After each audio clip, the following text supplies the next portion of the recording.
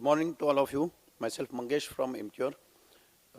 Today we all have gathered here for a very noble cause because we lost late Padmashree Dr. Alaka Deshpande. She has done a lot of work in HIV/AIDS, we all know, and one of our center of excellence, that is of JJ Hospital, which was been started long way back. Before that, we used to have their OPD. Same used to happen in KEM, Nair, and Sion Hospital also. Dr. Vikrant sir came with a thought that we, all the doctors who have learned from JJ or from other hospitals like KEM, Nair, Sion, and who are attached to different corporate hospitals as well as private and institutions, we all should meet, and in the memory of madam, we should discuss some science. Because HIV has come long way. Today, fortunately, we have here with us her batchmate, Dr. Maniar sir here, who has worked more than 4 decades, and many of us have learned from him. My journey as a boy to man has started under him. So many times he has got angry on us and has also given a lot of confidence, because era we started where Zidovudine was the only drug. From there we came towards tenofovir, then atazanavir, and PI era when they started, that time saquinavir used to be heat stable one was not available, so it has to be refrigerated. So many challenges in HIV came, and now we have come long way. And at once dolutegravir came, it has done a lot of revolutionary thing, and now we are towards doravirine, where the toxicity will be taken care. So I think all these aspects today we will try to discuss in the memory of madam. And without taking much time of all of you, I will hand over this to Vikrant sir, who has done very closely work in JJ Hospital, and also he has spent a lot of time in Arcon, where it was a graduated cost recovery model for many patients. So his early days of practice before he came into the private, he has done a lot of work with different kind of patients with all different backgrounds, like from Kaposis sarcoma, such kind of patients in JJ, which we have seen. So I will hand over to Dr. Vikrant. Thank you.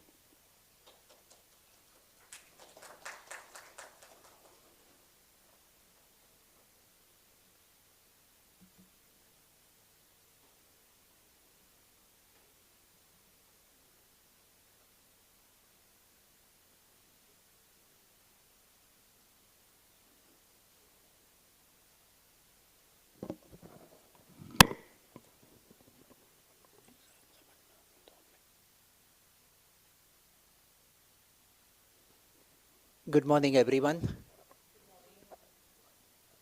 Thank you, Mangesh and MCure for doing this and supporting this noble cause. You know, they were absolutely bang on. They didn't really take, take 5 seconds to actually take this idea up. And thank you, all of you, all the speakers, Maniar sir, immediately taking this point up and there and standing like a rock to support a junior person like me to, go ahead with this. So we are celebrating Madam today. We are celebrating Dr. Alaka Deshpande.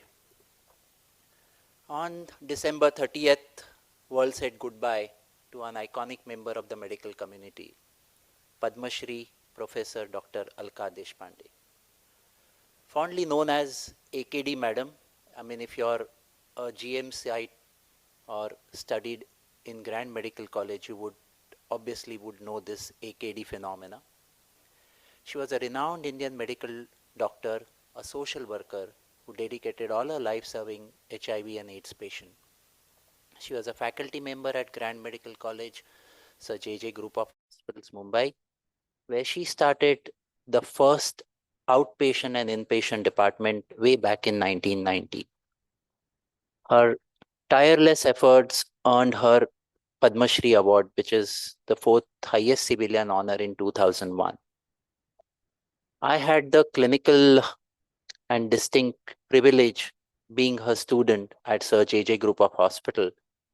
She personified dignity, character, compassion, humanism, intellect, integrity, and took medicine to new heights in the resource-limited settings like India. Her contribution to medicine were immense, particularly in the field of HIV/AIDS care. She established and headed antiretroviral therapy section at JJ Hospital without taking any salary for her tenure. Her work has inspired countless healthcare professionals, including so many of us who are present here and present here for her. And her legacy continues to impact the lives of those affected by HIV and AIDS. I was fortunate to have learned the science, but more importantly, the art of medicine from her. To her, I'll remain forever indebted. Her demise has been mourned by medical fraternity, with many expressing their condolences and remembering her as a dedicated teacher and compassionate doctor. May her soul rest in peace. I would request everyone to stand, and we have a minute of silence in the fond memory and for her amazing future journey.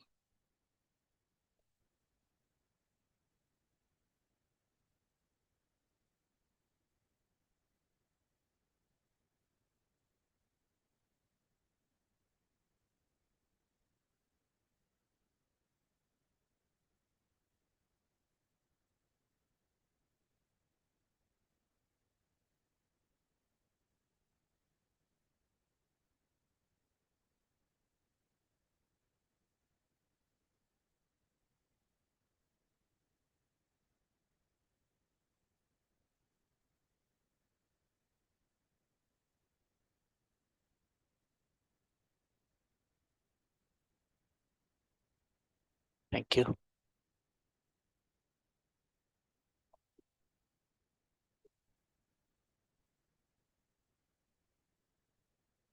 So thank you everyone to come on Sunday for such a lovely cause.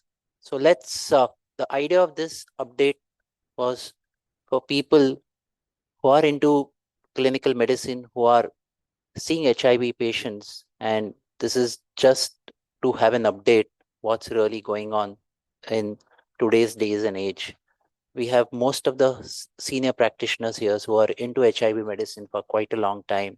We have head of the departments uh, from KEM, from Somaya, and obviously, as Mangesh said, along with Madam Dr. Maniar, Dr. Saple, Dr. Kharkar, who's been practicing along with her, probably prior to her, and uh, Madam is not there, but people like Maniar sir is always being there for us as an inspiration, wherein the days and age wherein HIV was considered as stigma, a lot of discrimination, wherein as a medical student, we've heard stories that Dr. Maniar used to sit on patient's bed, he used to take detailed history, and touching a patient, HIV patient in those days used to be such a big thing.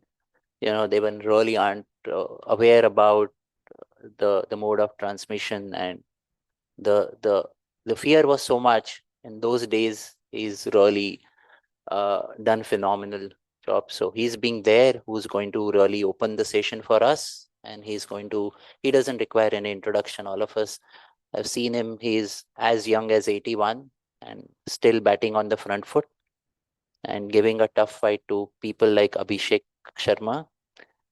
And he's going to basically let us know how he has seen the journey, the HIV journey from those decades to the current days and age. Uh, may I have may I request Dr. Maniar sir to come on the dais, please?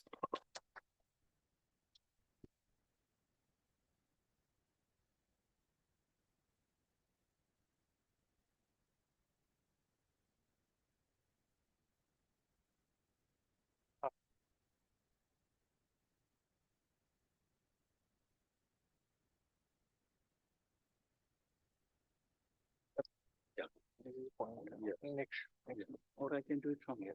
Yeah. Good morning, everyone. And I'm a classmate of Dr. Alaka Deshpande. We are batchmate from Grand Medical College. And without wasting most of your time, let me express before you what I've done for the last 40 years in the field of HIV. let's talk of something small, very important, that is a global problem. The India has the third highest number of cases of HIV, and currently 99% of the patients are sexually acquired HIV. How many people know about HIV status is the NACO data here of 81% knowing it, and 88% of them on ART, and 97% are virologically suppressed. Fine, I mean, it looks good, but the data that you see of 2.5 million are tip of the iceberg. None of my 145,000 patients have been reported to the NACO registry. Please remember one thing, we were the instrumental in giving the blood sample at 11 o'clock at night from 40 patients of HIV at my GT hospital ward. And that's how we discovered HIV too. At night, we came on and took the blood, and the virologist, Dr. Rupzaman, took the blood sample around 12 o'clock. And then we realized that HIV2 is not the problem of West Africa or Portugal country or South America. India has it too. And I have a group of about 100 patients. And remember one thing, there is something like HIV2 and HIV1 dual infection. And that is a clinical art. It's you have to be very careful to identify dual infection. It's not that simple and easy unless until you are oriented to think in that term. It's a slow progressive disease, long-term progress. Some of them don't develop AIDS, And the second important point is, like HIV-1, it is sexually transmitted, low transmissibility, and only problem that I'm facing today with HIV-2 is once the people are not adherent to the medicine, they have a very small option, and then I feel very handicapped. NNRTI, commonly used drug, doesn't work in HIV-2. This is my original analysis. What is the presentation? I always want to tell people, as Vikrant said very well, that every medicine department should know the PUO. You do so many investigations, at least do HIV, please, because that's the commonest presentation. There are various other presentations of HIV. The commonest cause of PUO is tuberculosis. If you know tuberculosis, you are a master in HIV. You are a fellow from US and in infectious diseases, and you start practicing HIV in this country, you're going to find it difficult to pick up because you know TB, you know everything. And then comes, it's a multi-system disease. I'm an STI physician, and syphilis was one of the great example of multi-system disease. And please remember, it's not ID alone. It's like a super specialty of infectious disease, wherein you have multiple system involvement, and you have to be really a master of it. Now, this is something prepared by me, and please remember, if you see any of these conditions, you must screen the patient for HIV. Conditions that are indicator for you to screen for HIV. And something which I want you to push in your mind and see that these are the different conditions. Every cancer should be screened for HIV. And this is what I gave a message to Tata Hospital, who refused to accept that message 7 years ago. When I went for interview, the director tells me, what the hell we need you for? This is a large cancer hospital. And then after 3 weeks, they appointed somebody for HIV. Every cancer patient should be screened for HIV, for a radiotherapy, for a chemotherapy, for a surgery, or whatever you want to call it. Please remember the different presentation which I have come across. Now, something which I thought should be shared with you. Everybody knows pleural effusion, okay? But we are the one who saw that in HIV, you find pleural effusion showing AB, gene positive. That's number one. And then you've got multiple kind of infiltration. Miliary TB, most of my miliary TB patients were AB positive. What I was taught before HIV era, AB not seen in a miliary TB sputum examination, but this is what we see. Pericardial effusion. Remember, every pericardial effusion screened for HIV, and most of the time, the tubercular. I had a rare case of streptococcal pericardial effusion before. I just want to tell you that I'm an STI physician, and these are all my own cases. It's over 40 years of my career. Secondly, if you see extrapulmonary TB, which is more common in HIV, lymph nodes. Look at the multiple lymph nodes in abdomen, mediastinum, splenic abscess. Then you see spinal TB. Look at on your left, my left, this bubo. This patient was referred to me in dermatology OPD for bubo. This is not bubo. This is a psoas abscess of tuberculous origin. Please remember, all kinds of TB, I've been fortunate to see them all. And then liver TB. There are I talk to the gastroenterologists or hepatologists, they don't see much of the TB of liver. I mean, the liver abscess. They do see mottling. And this is what case that I had of tubercular liver abscess in an HIV patient. Then various nodes mistaken for NHL or whatever it is. I think in HIV, it is tuberculosis versus lymphoma.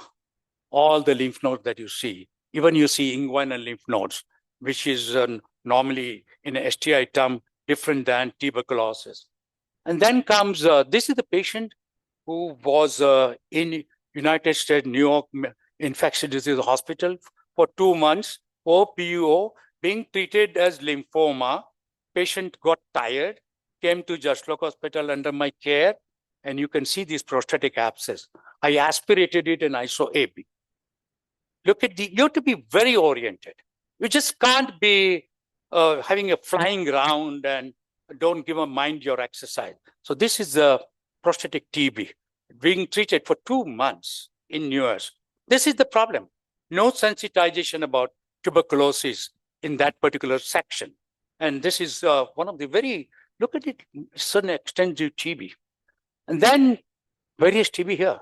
I've never seen a tubercular chancre. For me, every chancre is STD.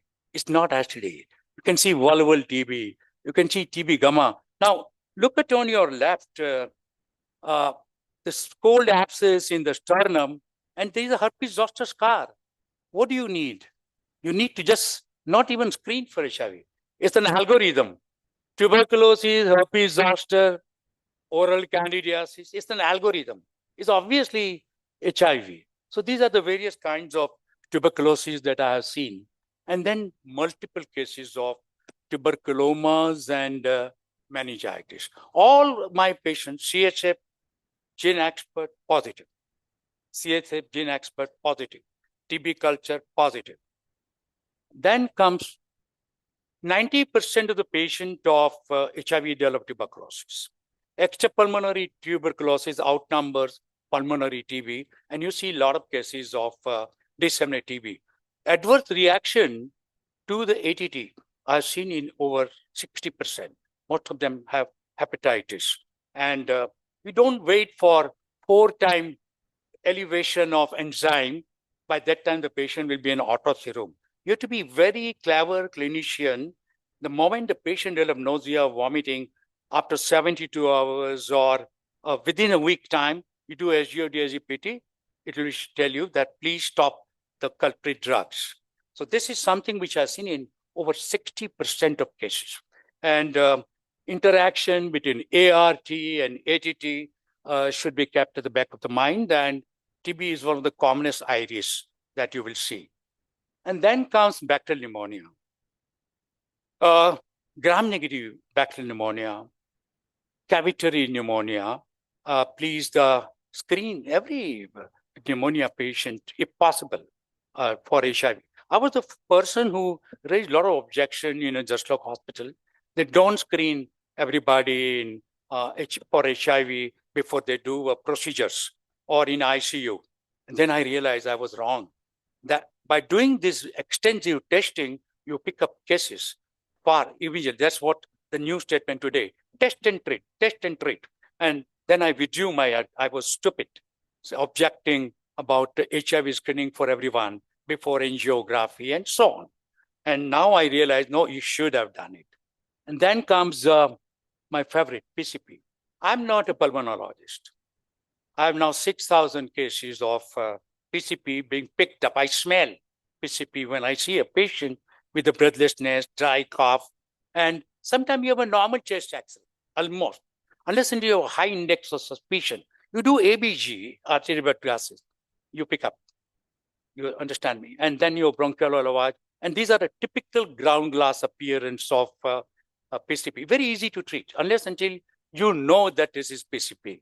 And don't forget one thing, there are over 80 conditions in HIV which has to be, hi Laxman, which has to be treated with steroid. Steroid is not contraindicated. It's life-saving in HIV. If you knew, what is it?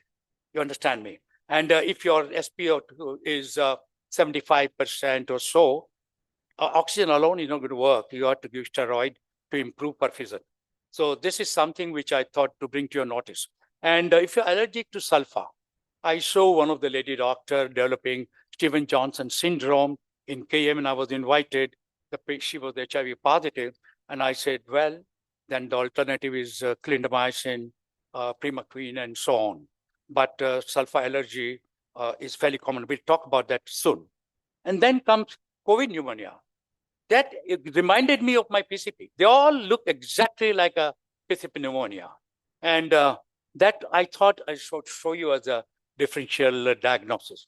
And then comes, this is my pattern. All my chest physicians that are with me at Bhatia, Saifi, Jaslok, and so on, they're all missing out CMV pneumonia. It's too easy here to be very, very sharp clinician to pick up or suspect CMV pneumonia. And most of my patients that I'm showing you here have sputum showing CMV PCR positive, blood CMV PCR positive. Some of them have CMV retinitis. CMV pneumonia, if you don't pick up, your patient will 100% die. And you have to pick up CMV pneumonia in time. Tachypnea, tachycardia, and this kind of picture, and your high index of suspicion. You give ganciclovir, the patient starts walking. And let me tell you, let me be proud of it. Quite a number of cases I have picked up in the ICU being referred to me, treated as PCP, not PCP, it's CMV pneumonia. Please, it's a state of art. It's a super specialty, Laxman, to pick up CMV in an HIV patient. You may see CMV pneumonia in transplant patient. Okay, now, this is the COVID stuff here. Okay, sorry.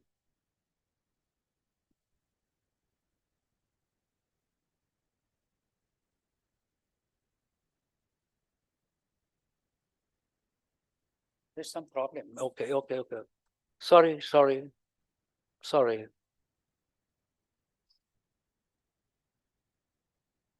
Okay. I saw one patient at the moment who underwent kidney transplant at Global Hospital. The wife positive, given the kidney to the husband who's positive, and patient was in immunosuppression therapy and developed hemorrhagic cystitis. The patient has lots of hematuria. Nobody knew what's going on. I come in a picture, I did a urine for CMV PCR, positive. Look at it. You can't be just ordinary. You have to be best clinician. Not all the time laboratory dependent. You have to suspect and then use it. Look at the cystoscopy. And the patient did well. 2 months, patient received liters of blood because the patient was not identified that this is a CMV cystitis. I'm just trying to tell you this is something mainly post-transplant. The people who are ID doctor in post-transplant unit should know this hemorrhagic cystitis. And then comes the pulmonary hypertension. We have about 60 cases of pulmonary hypertension. None of them are surviving. I was taught by the American doctor that a pulmonary hypertension is HSV8 related. The Kaposi sarcoma virus, which causes primary pleural lymphoma, Castleman disease, Kaposi sarcoma, can cause a pulmonary hypertension. And then comes the dilated cardiomyopathy. We have quite a few cases of dilated cardiomyopathy. Make sure in dilated cardiomyopathy, never ever give digoxin. You will make a hell of it. And then we have pulmonary embolism cases. Again, if you identify it, then the treatment becomes very easier. This is all HIV-related pulmonary embolism. And then comes the effect sheet. 90% of the patient have a skin manifestation. All my friends who are practicing doctors, please make sure if your patient is HIV positive, look at the skin from top to toe. The problem is people don't bother to see. The people, doctors themselves feel shy to look at the genital area. And that is the biggest hit. I'll show you in a minute. And then come, in spite of such a large number of cases that I've seen, I have hardly seen primary HIV. I've just 5 or 6 cases picked up. It's not easy. It's like an infectious mononucleosis. And to pick up is something which you really have to be very great. So many of the primary HIV illness are missed out, and they come to you in a higher symptomatic phase. And then comes, again, interpretation in the primary HIV illness. The ELISA may be positive, but Western blot will have only 1 point, but a high viral load, low CD4 count. I was referred a case in Jaslo of PCP pneumonia as a presentation of primary HIV infection, something mind-blowing. I mean, how I do say that? Because PCP pneumonia is a disease that occurs in advanced HIV. Here, the patient has a good CD4 count, high viral load, and then we did the test, positive, and the sexual partner was positive from a very high family patient at Jaslo. And then comes something as a dermatologist I never knew in an oral mucous membrane disease, that there's something like oral hairy leukoplakia due to Epstein-Barr virus. I think every patient of yours who is HIV positive, you look at the oral cavity and look at this oral hairy leukoplakia, which is always asymptomatic. You need no treatment unless it is aesthetically or cosmetically objected. Then comes the candidiasis. If you have oral candidiasis, 100% of them are esophageal candidiasis. Very important. And remember, every esophageal candidiasis on endoscopy should be screened for HIV at any cost. I mean, 90% chance that your patient will be positive. And then comes herpes zoster. I have been into dermatology for 50 years, and I realized that how important is herpes zoster. The ophthalmic herpes zoster is one of the important indicators for HIV screening. The down below, you see the girl I saw, see the sex worker I saw in a GT hospital with TB meningitis, HIV positive, develop herpes zoster, and look at it, what she developed, the same-sided varicella zoster encephalitis. And something rare, the retrograde spread of virus. It doesn't cause posterior nerve ganglion, the varicella virus, but this has crossed in an HIV patient, and you can see the varicella zoster encephalitis. And then comes multi-segmental herpes zoster. This child is just 9 years, comes to the dermatology OPD for herpes zoster, and look at the tongue. It's a candidiasis. What do you want? It's HIV. Screen, at least screen. And then comes something which I never learned in my career, eosinophilic folliculitis and pruritic papillodermatitis. A lot of people who come in advanced HIV stage, they have a severe pruritus. And it's a very advanced stage indicator of pruritic dermatosis. Then comes, I never ever heard of dermodesinosis. This is parasitic disease, and it's one of the important marker of advanced immunosuppression, and then the Norwegian scabies. Norwegian scabies is highly infectious disease. You need ivermectin treatment. And then comes psoriasiform. Reiter's disease should be screened for HIV. All psoriasiform eruption. I went to Kenyatta Hospital and they took me for a round, and I found 40 patients of psoriasiform eruption. And they say these are all HIV positive patients. I'm talking about 22 years ago. And this is something which I want you to be seen. In GT Hospital, in my early career, after 10 years, I presented this paper in Royal College of London, Addisonian pigmentation. I use the word Addisonian pigmentation. I'm not saying Addison disease. It's a marker of CD4 count less than 200.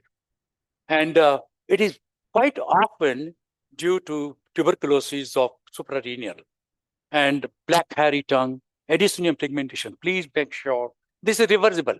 The moment you treat HIV and underlying TB, all the pigmentation go away.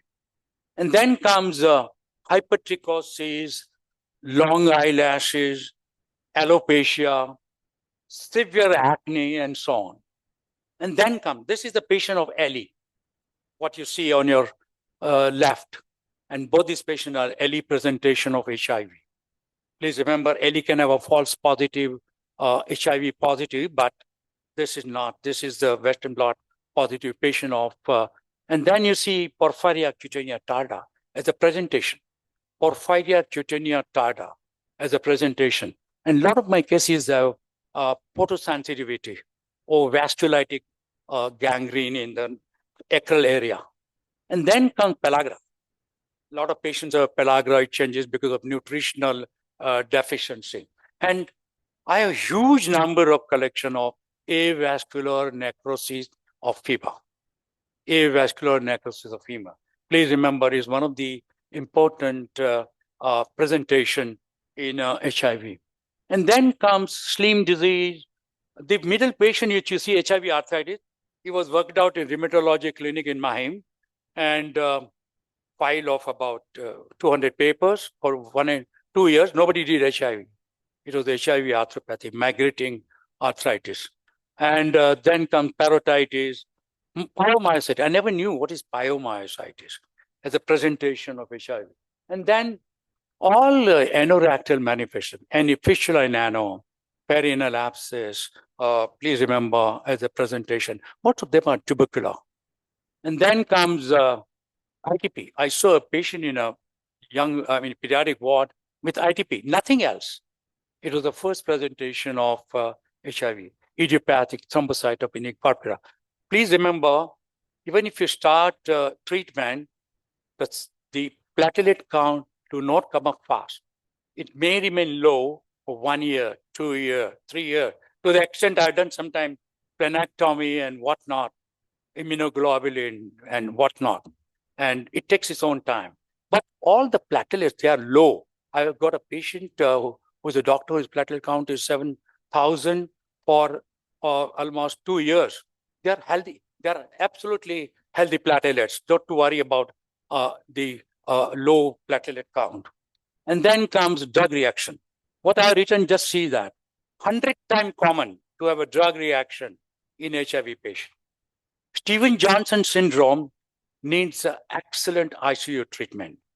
You need steroid, if you can afford immunoglobulin, antibiotic around the clock, treatment like a burns, and so on. It's very, very important. In KM hospital, there was a study done of 100 Stevens-Johnson syndrome patients, and they found that 70% were HIV positive. So remember Stevens-Johnson syndrome. And then look at the molluscum. They're all my own patients. And they all do well once you start antiretroviral therapy. And then a disease which I never heard of, bacillary angiomatosis. It is a multisystem disease. And if you diagnose this case of multiple, this is common in A, HIV, and B, post-transplant patients. And you get paliosis and you get multiple involvement and simple thing like erythromycin. It works. Remember bacillary angiomatosis. These words I'm making you. This is what I want to tell you. I see number of people having this kind of ulcer, patient coming to various specialists, ignore PUO, pulmonary disease, lymphadenopathy. They don't look at the genotype. This is the chronic HSV as a marker of advanced HSV, advanced HIV. So look at this and look at the other patient down. That patient spent about 80 lakhs rupees in Saifi Hospital for 2 years by somebody. And then I see genital and I say, at least do HIV. And that one was found to be HIV positive. And look at I saw the lung X-ray. I said, let's do BAL. What we found, do you know that? We found PCP, we found CMV, we found MEC, we found non-albicans candida, and we found Klebsiella. Yeah. Laxman, just remember, it's not a joke. HIV is not a part-time specialty. It's not your mistress, it's my wife. And then come look at it, the close things. CMV of perineal area. The same patient had a colitis. I did a colonoscopy. This is mistaken for HSV. Now, if you know it, and then you start ganciclovir or valganciclovir, patient do well. These are all advanced cases. I'm sure, Vikrant, you will agree with me here. And then look at, these are all HPV virus you see in HIV are high-risk virus. They are oncogenic virus. Please remember, look at it. You have to see down, please. Laxman, you must put the pen down of your patient. And then comes I've seen precocious tertiary. You can see the patient is the gamma and a herpes zoster. Again, gamma of the nose. These are all early syphilis. We even seen a GPI. And then comes, this is one of the important, histoplasmosis. I have around 40 cases of histoplasmosis. And it's very simple. If there is no skin manifestation, to suspect histoplasmosis for pulmonary or a lymphadenopathy is an art. It's a PUO, lymphadenopathy, it's a pulmonary issue, and so on. So this is histoplasma. Once you know this, it's so easy to treat. So this is systemic function. I never saw it before pre-HIV era. And then comes leishmaniasis. I was invited by the ex-health minister, Thakur, to Patna. And this was about 20 years ago. All the leishmaniasis in Bihar. I said, you should screen for HIV. And I got the message after 6 months that you were right, 60% positive. HIV and leishmaniasis, visceral leishmaniasis, they go hand in hand. And it's extremely difficult to treat. They don't tolerate amphotericin B. Miltefosine is bigger drug. You need induction therapy by liposomal amphotericin B. So this is leishmaniasis. And then I have a patient from Manipur. This guy is HIV positive, and he has multiple papules, and this is the paniciliosis. It's a disease, again, common in HIV and post-transplant people. Please remember paniciliosis, telleromycosis, and Laxman, these are all my own cases. Please remember, PUO, skin rash, pulmonary involvement, and the culture is very characteristic. And then comes cryptococcal meningitis. If this disease you don't pick up in time, your patient will die. This is the skin manifestation, but I've seen a patient without skin manifestation, a bit of fever, severe headache, a little bit vomiting, papilledema, and there is a theoretical knowledge. If you have papilledema, don't do CSF. You can't treat cryptococcal meningitis unless until your CSF done. It's technically important to do a CSF, and I have a huge number of cryptococcal meningitis, and it's not easy to treat cryptococcal meningitis.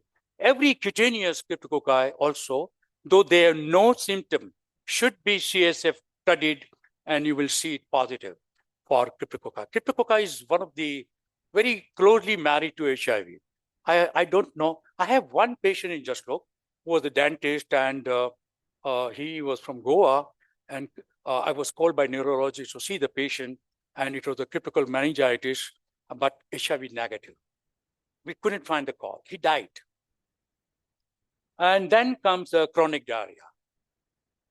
The diarrhea can be pathogenic, non-pathogenic, or without pathogens, means secretory diarrhea. And these are the various bugs that I've seen myself in last 40 years of the career. Chronic diarrhea, strongyloides. I've seen same patient having sputum showing strongyloides. It's a hypersensitivity syndrome. And then colitis. Today, in last about 12 months, I picked up more than 12 chronic diarrhea patients due to CMV colitis. And this is something which I thought you should know about it. And then comes, this is my first case in GT hospital admission, bronchopleural fistula, amoebic liver abscess, and believe me or not, the patient was a real challenge to me. No metronidazole. dehydrohematin, drainage, and we demonstrated amoeba in a sputum, amoeba in a liver aspirate, and on your left, on your right is amoebic ulcer, something uncommon I ever seen. This is something very rewarding. And then comes a hydatid cyst. Look at the range of the diseases that we have come across. And this is the patient I saw after ART, and maybe food related or so on. And then neurotoxin. I have around more than 5,200 cases of neurotoxoplasmosis mistaken for tuberculosis. If you really know what toxoplasmosis, today I have all the help, PCR for toxo, the serology on CSF, and so on. And the moment you know it's toxo, it's very easy. You just give sulfa and the pyrimethamine, and they do well, and steroid, of course. Don't forget steroid. There are 82 conditions in HIV where steroid is life-saving. And then comes nocardiasis, very, very important and difficult. First thing you to diagnose, very important. And this is an aspiration. And then comes the aspergillosis.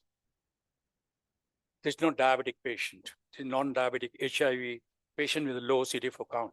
I was telling Gauri that ART center patients who present are asymptomatic. What we see today is a huge number of late presenter or symptomatic patients. I'll show in a minute. And then comes PML. The neurologist never heard what is PML before HIV era. Of course, you can see PML in condition other than HIV. Again, very difficult to treat. You have to do PCR on CSF and your antiretroviral therapy, and some people use steroid. And this is the HIV virus disease. And to keep the patient in a museum, you know. And then I have 33 cases of herpes simplex encephalitis. You have to be very, very careful to pick it up. CMV encephalitis, HSV encephalitis, HIV encephalopathy, they all look very similar. You have to do PCR. If you don't pick up HSV encephalitis in time, your acyclovir will never work. I lost 6 patients, for your information. It is the art to pick up HSV. It's a high index of suspicion, and that's very important. If you want to buy Mercedes car, don't enter into HIV specialty. I will have a Maruti 800 car. You can't make money in HIV. And then all orificial cancer, Laxman, they are all HIV. All orificial cancer. Conjunctival cancer, penile cancer, cervical cancer, vulval cancer, perianal ulcer, and so on. They're all HPV related. And then, very important, lymphadenopathy, fever for long duration, and erythroderma. So this is Sézary syndrome, erythroderma. It's a lymphoma. And then look at even children. I've got a number of children. I have now over 1,600 malignancy cases. Only 5 have died. They all do well. Extensive lymphoma. You have a right team of chemotherapy, radiation, and whatnot. They do extremely well. I thought it's signing a death certificate. No, all of them are. Nobody died. And then look at this woman. Look at the pulmonary adenocarcinoma. You see all kinds of cancer. That's not saying that every cancer should be treated. It will benefit you at least for chemotherapy and radiotherapy and so on. And then look at this adrenocolonoscopy. Presentation diarrhea. And do colonoscopy and you find lymphoma. Listen, you have to be very dedicated. You can't be casual. Take a round, look at a lab report. Hi, hello, how are you? No.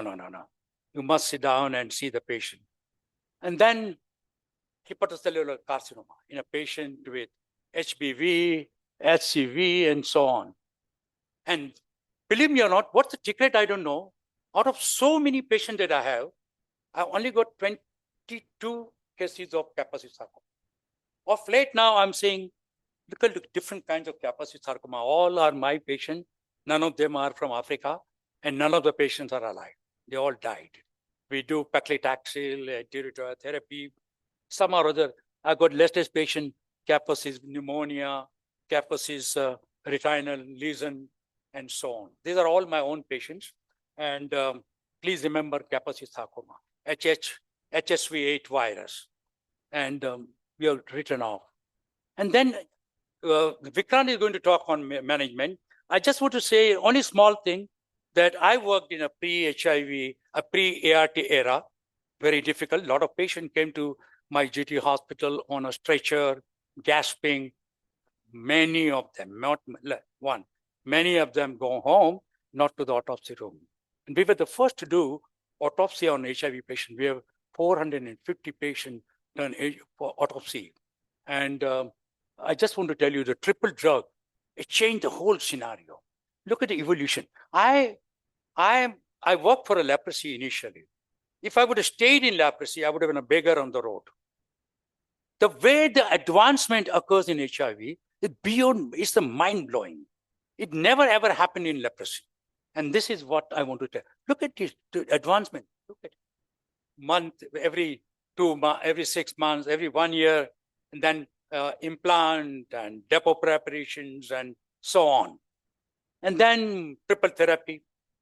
Absolutely. I see quite a few women who come to me when they are about 7 months or 8-month pregnancy, high viral load. You give TLD.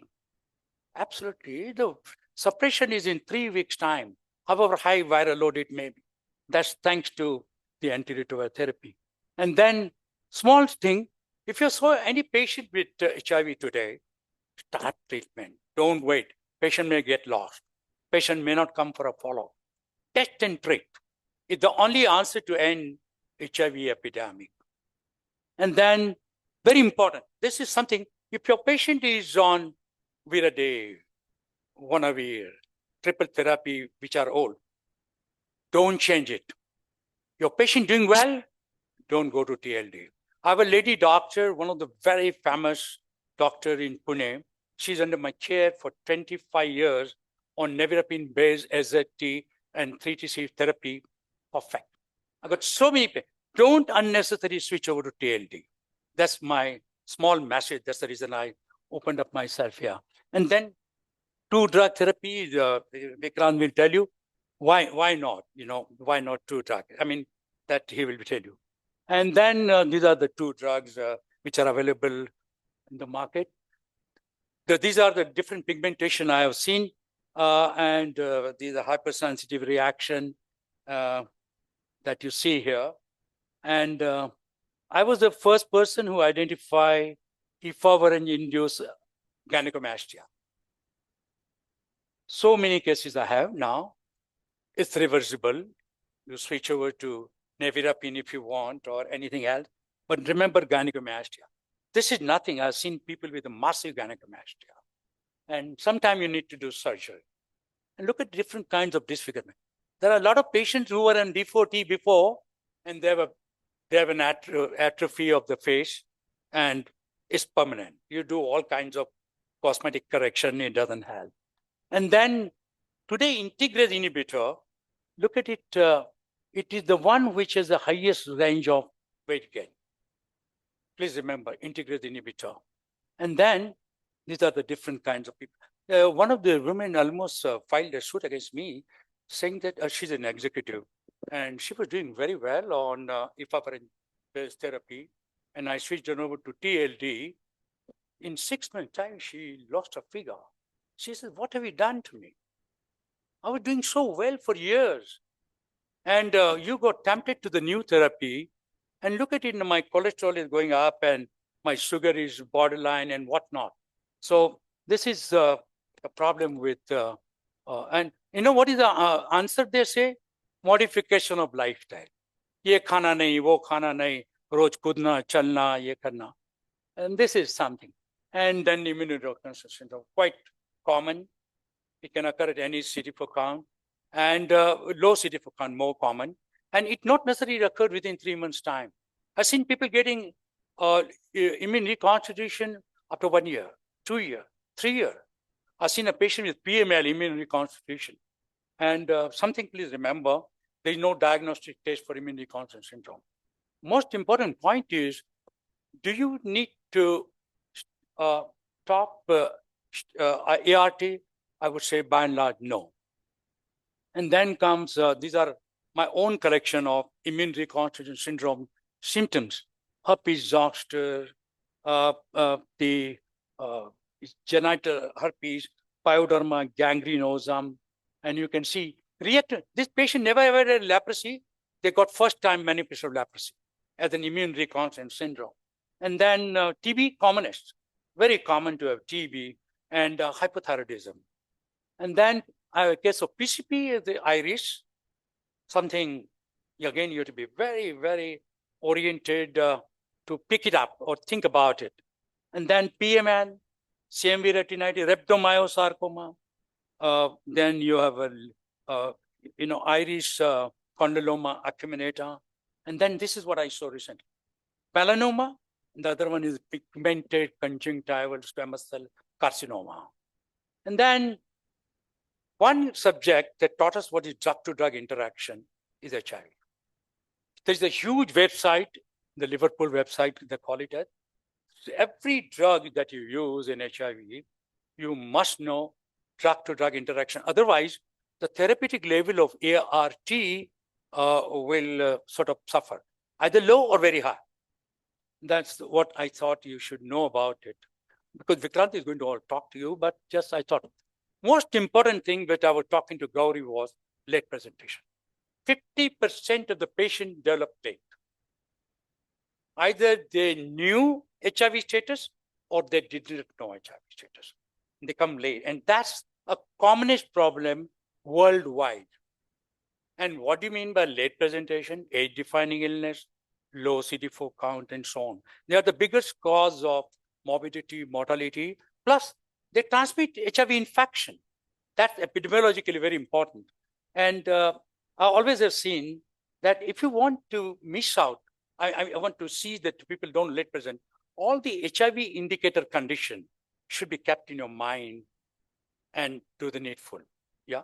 And I thought that this is so important point, and test and treat is again the right policy to make sure you will less them. It's a global problem, late presentation. It's a global problem.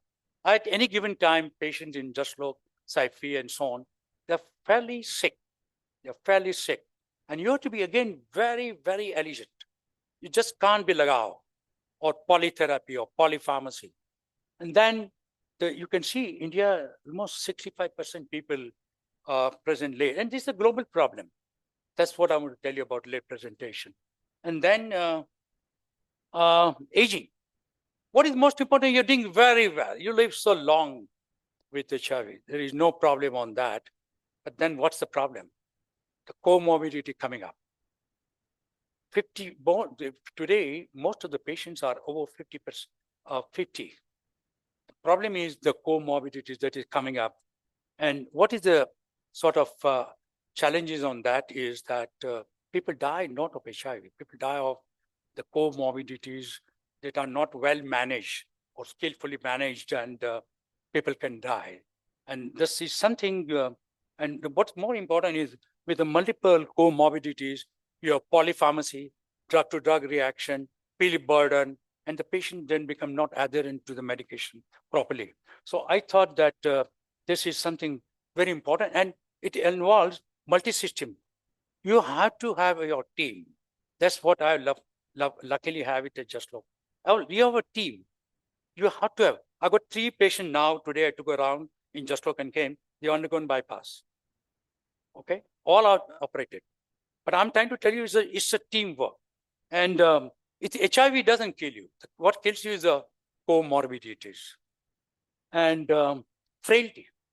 I got 6 patients who are doing extremely well virologically, CD4 count wise, progressively losing weight, filling weight, can't stand, and so on. Unintended weight loss, frailty. That's how patients die. Very difficult. I don't know what the treatment of frailty. And then look at it. People who are HIV positive 8 years and people who are HIV positive negative 8 years. And this is the biological and chronological age discordance that you see in HIV. And then these are all different kinds of things that you see. And the kidney disease, somebody going to talk about, and I tell you, kidney disease is very, very common, extremely common. You see a renal involvement. You have to be really conversant about. And coronary arteries, almost every second, third patient needs angiography. And all other diseases, you can see the osteoporosis as one of the big, the bone health is very important. Mamatha is going to talk about pregnancy. I just want to tell you, people present late in pregnancy with HIV, or sometimes they have no access to antenatal care. And today the results are too good of perinatal transplant. This is my case. I saw a child of 3 years with the parents negative, mother-in-law positive, not under treatment, and the child was positive. And this is what is called the horizontal transmission of HIV. Nobody knows how it happens, but that's what I had a fortune. Again, high index of suspicion. Parents negative, grandmother positive. Okay, that's very important. And please remember this. Once you are undetected virus, do what you want. Do what you want. That's the lesson here. And I'm offering all my patients parenthood because they are undetected virus. To the extent I got 6 MSM who managed to have a surrogate mother and they have a baby.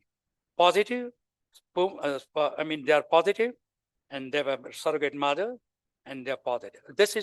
It's not a joke to do work in HIV. I mean, you have to be all-rounder. You can't say, no sacks. No, I'll show you in a minute. Again, post-exposure prophylaxis. Almost 3 times a week, I get a call. Somebody got a needle-stick injury. Somebody slept with the unknown partner. Very common. And they want an advice. I see a lot of non-occupational post-exposure patients. And I think it works. It works very well if you take it within 72 hours. But if your partner is negative, then you don't need post-exposure prophylaxis. I mean, no, your partner is positive with negative viral load or controlled viral load. You don't need post-exposure prophylaxis. And then you can give doxycycline 200. It will protect against STD. The post-exposure prophylaxis of TLD doesn't protect against STD. So, but you can't say like a orthodox person, use condom. No, it's a condomless sex era.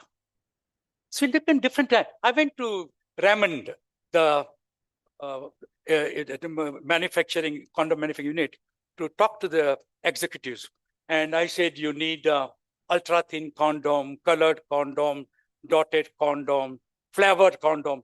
So one of the girls asked me, why the hell you want flavored? Why the hell do you want dotted? I couldn't talk to her because of her ignorance. And then people are asking for chem drugs. People are asking for drugs for better sex. And these are the drugs that has a lot of drug interaction. So many is freely available. Today, the drugs are being used and it's called chem sex. And then comes a pre-exposure prophylaxis, very common now. Everybody wanting pre-exposure prophylaxis. And its ultimate aim is no condom. If you start talking use condom market has gone down a lot now. And a lot of patients of mine are on dialysis. A lot of patients are undergone. We have now 106 renal transplant patients and all doing well, Please remember. And this is what's important, positive to positive renal transplant. And we have a patient with liver and renal transplant. Yeah, that's it. Thank you.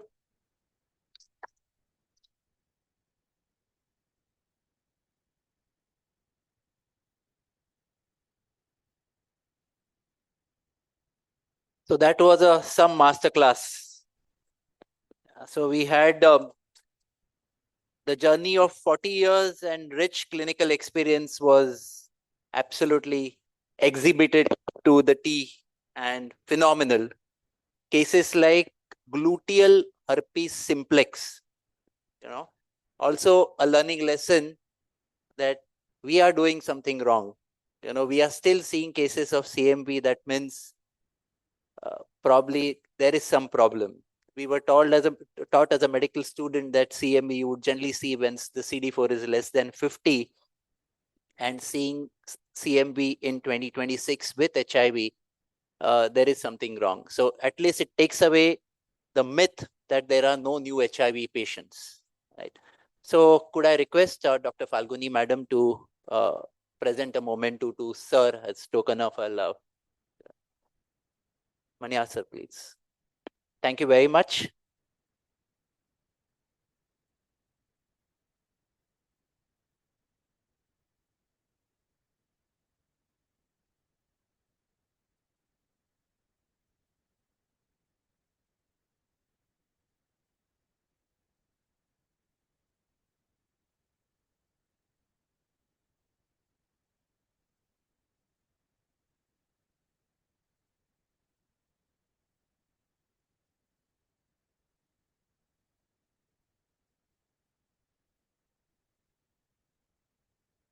Right.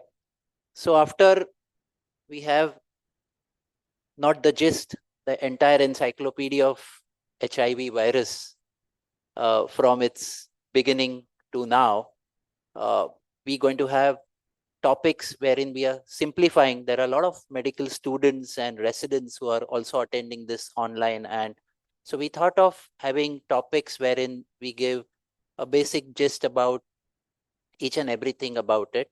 And I'm very thankful to all my friends and colleagues to accept it immediately. One for the novel cause in the fond memory of Madam. So we thought of starting the update with talking about treatment options. So I've basically kept it very, very simple. We've already learned that we've evolved over a period of time, and again, the solution for everything, every particular illness, what we just saw, the final treatment is going to be antiretroviral therapy along with a specific treatment of that particular opportunistic infection. So, so the era what Sir spoke, let's come back to era where I come from as a medical student way back in 2000, wherein earlier we were taught that start antiretroviral therapy once the CD4 is less than 200. That's when we call it as AIDS. We used to have this post-test counseling once the HIV is detected, and we used to counsel them that this virus particularly depletes your immunity, your CD4 brings down. Every year your CD4 is going to deplete by 60 cells, and at one stage 6 to 8 years is going to be undetectable stage. And there's to be WHO staging those days, 1, 2, 3, 4, and undetectable stage we do nothing. Once CD4 drops below 200, you're susceptible for various opportunistic infection. Most common ones are 24 ones, and that is responsible for the morbidity and mortality. So at that particular time you start antiretroviral therapy. Then guidelines change. It started saying that once CD4 is less than 350, you start antiretroviral therapy. Then guidelines changed to less than 500. Now Sir just spoke about test and treat. If there is no opportunistic infection, after doing the pre-ART workup, we start patient on antiretroviral therapy. The biggest challenge is what to start. In fact, there was a nice quote way back by the US president saying that once you have a fire in your living room, you don't really wait for fire to reach your bedroom. So he had said, hit hard and hit early, which was kind of fought against for quite a long time, wherein they were not advocating ART early. Nowadays, test and treat. So how do we go about it? So there are problems, as we've just seen the slide, that we have the biggest of population suffering with HIV and great need of antiretroviral therapy. Companies like MCure have really got down on the cost of antiretroviral therapy, but it's still not easy for each and everyone to afford antiretroviral therapy in private sector. So we also have public sector, and NACO has started ART centers all over India. In a smallest of villages, you will have ART center now. So the access to ART is really become easy.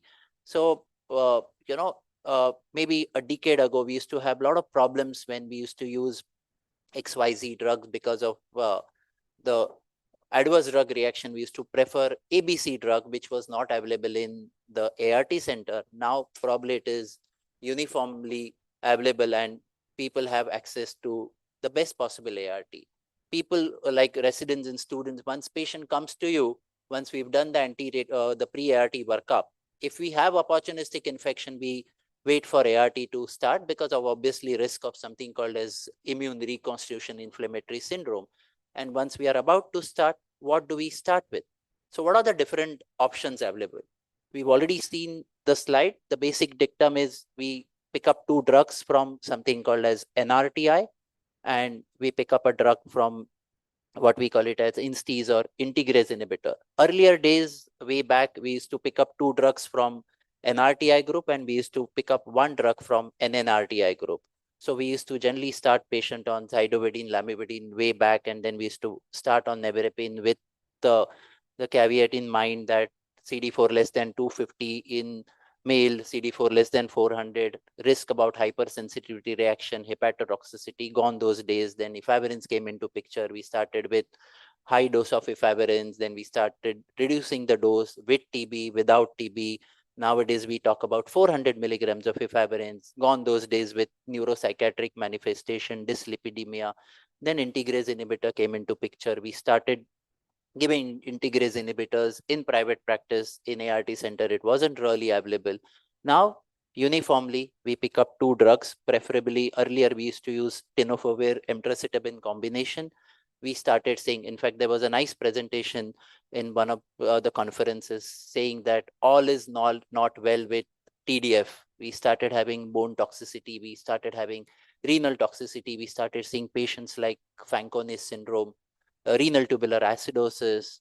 Then TAF came into picture. Uniformly, now simple for remembering, we pick up two drugs like TAF plus emtricitabine or TAF with lamivudine, and we pick up either dolutegravir or bictegravir. Enough data available on bictegravir showing its superiority. In fact, Dr. Saple in Mumbai has done a lot of work with the bictegravir. Maybe once he finishes his presentation, I'll request him to present his slide on bictegravir. The head-to-head comparison of dolutegravir versus bictegravir vis-a-vis the weight gain is concerned. As Sir clearly said, now HIV has become a chronic manageable disease, and no longer we consider only opportunistic infection. We also speak about non-AIDS events, NAE.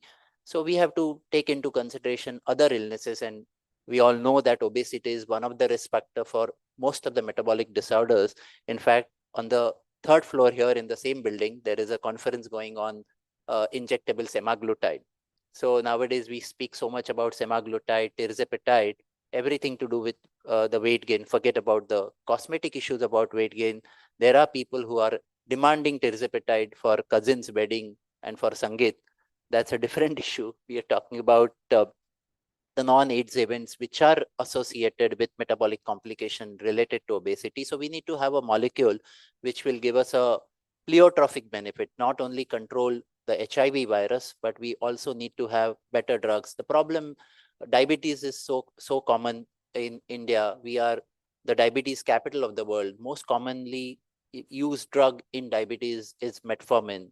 How many of us are aware that you can have a interaction of metformin and dolutegravir? It increases the availability of metformin in the blood, and you can have things like lactic acidosis because of metformin. So we need to keep interactions in mind. Luckily for us to remember, this is a balanced drug, a combination of TAF with emtricitabine and dolutegravir. Considering the risk versus benefit, we still in favor of this particular molecule to start with. Obviously, there are other drugs like protease inhibitors. We use it often. If you can't use integrase inhibitors, you can start patient on darunavir, ritonavir, boosted regimen. The rest of the drugs are not really commonly used as far as protease inhibitors are concerned. We don't have easy access to Maravirac, but we've used it in very selective occasions. And there are drugs in available in Western population like lenacapavir, which are used as a PrEP and which is going to be a future wherein we speak about once in 6 months injection in fully suppressed viral load. So to sum it up, if patient comes to you, we use a combination of dolutegravir, lamivudine, and TDF, or dolutegravir, emtricitabine, and TAF. If you can't use dolutegravir, patient is already doing well on efavirenz, emtricitabine, and TDF or TAF, you can still continue, but still the preference of choice would be integrase inhibitors. The combinations like the dual drug combination, which Dr. Laxman will be speaking thereafter in detail about those trials, the Gemini trials. So he will speak about 2 drugs when to start with. These are the NACO recommendations, which I just spoke. We'll have a detailed presentation by Dr. Mamatha Lala on pregnant women and children. Why those combinations? So this is what we are supposed to do. The recommendation, the first line recommendation is DTG in combination of NRTI backbone. Efavirenz at a low dose in combination with NRTI as an alternative regimen in adults and adult children. A raltegravir based regimen can be recommended as a preferred first line in neonates. What does DHHS says? It says more or less the same thing. Bictegravir, tenofovir, alafenamide, and emtricitabine. So bictegravir, TAF, and FTC. Dolutegravir, tenofovir, and FTC. Dolutegravir and TDF also can be used. And when you talk about dual drug regimen, when the the CD4 is okay and viral load is less than 50. Why we talk about dolutegravir? If we really see the potency and the barrier to resistance, the DTG, the integrase inhibitors like DTG and bictegravir has the highest genetic barrier to resistance. We don't really see it often. Maybe 15, 20 years back, we used to see a lot of patients coming to you with adverse drug reaction, and later we started having a problem with resistance. A, the resistant testing was not easily available. B, accessibility to second line ART was not really available as a routine population. Since we are doing this conference in the fond memory of Dr. Alaka Deshpande, she was the first one to start SASEP department in JJ Hospital for free second line antiretroviral therapy. So wherein the resistant testing was done at free of cost, and regular follow-ups, and the accessibility to alternative second line regimen was given free of cost there. So talking about 2 drug regimen, we're going to have a detailed presentation on this. I'm not taking this, but it is preferred once patient is on 3 drugs going back to 2 drug. Why is that? What is the scientific purpose for that? Dr. Laxman will be speaking. This is another option available in the Western population. Once or 2 months you take this injection and you're sorted. A combination of cabotegravir and rilpivirine as a maintenance dose. This I've already spoken about. HIV-1 caspid inhibitor, twice yearly subcutaneous injection, which is shown to have a lot of promising results. HIV-2, the choice of, first of all, the HIV-2 testing was not, the viral load testing was not available for a few years. Now it is made available. So it is a dictum that NNRTI doesn't really work in HIV-2. So we used to treat patients in those days with a backbone of 2 NRTIs, and we used to start patient on boosted protease inhibitors. We have used atazanavir, ritonavir, and later we had a combination of darunavir and lopinavir boosted regimen. We used to start with 600 milligram, 2 tablets BID. Later there was a lot of data which came in with 800 milligram, and we started reducing the dose with TB, without TB, with pregnancy, without pregnancy. So that was about HIV-2. The HBV co-infection was a big problem to begin with. Luckily, we used to have the NRTI backbone, which would help HIV as well as hepatitis B. And we also saw the multi-drug resistant HIV-2 is now seen quite rampant. And there we are using monoclonal antibodies. Now there is a lot of talk about the use of ibaluzimab with lenacapavir with the multi-drug resistant HIV-2. When we talk about antiretroviral therapy, when we aware that what we're going to start patient on. We're going to start patient on a combination of TAF or TDF with 3TC or FTC and dolutegravir or bictegravir. We should also be aware about what are the common side effects. The drug which is shown here, abacavir, which rarely we need to use. Earlier, the renal toxicity or patients who have a problem with the other backbone, abacavir was the drug of choice. The only thing was recommended that particular time that you need to have this test called as HLA B5701. If you are positive to HLA B5701, you have high risk of hypersensitivity reaction, including Stevens-Johnson syndrome or toxic epidermal necrolysis. Also, if you have high viral load, in the beginning it was said that do not use abacavir. Also, people who are with increased cardiovascular events, there is a risk of further cardiovascular events with usage of abacavir. So that precaution we have to keep in mind. We need to screen patient for HLA B5701 testing. If you have renal toxicity, you can't use TDF, TAF, abacavir becomes the drug of choice. Now with the dual therapy, the use of abacavir will definitely go down. We will learn in detail, as I said. Then you need to keep in mind the most commonly used drug, TDF, still it is being used. So renal insufficiency, proximal renal tubulopathy, decrease in bone mineral density. A lot of people we've seen coming with pathological fractures and who were on tenofovir, they had body pain, joint pains, and which was kind of neglected. And that has probably gone to a level wherein, it was irreversible.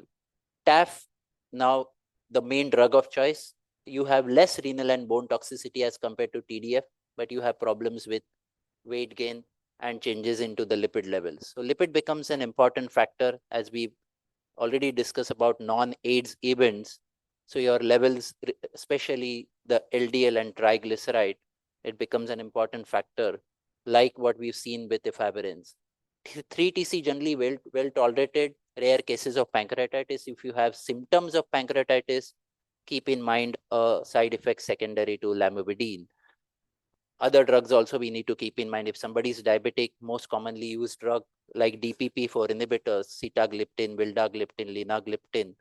So if somebody has symptoms, the symptoms can aggravate. If somebody has symptomatic triglyceridemia or calcium abnormalities and patient is retroviral disease on ART, so imagine a combination of triglyceridemia, glycemia, hypercalcemia, and patient is on lamivudine and DPP-4 inhibitors, that's going to be a disaster.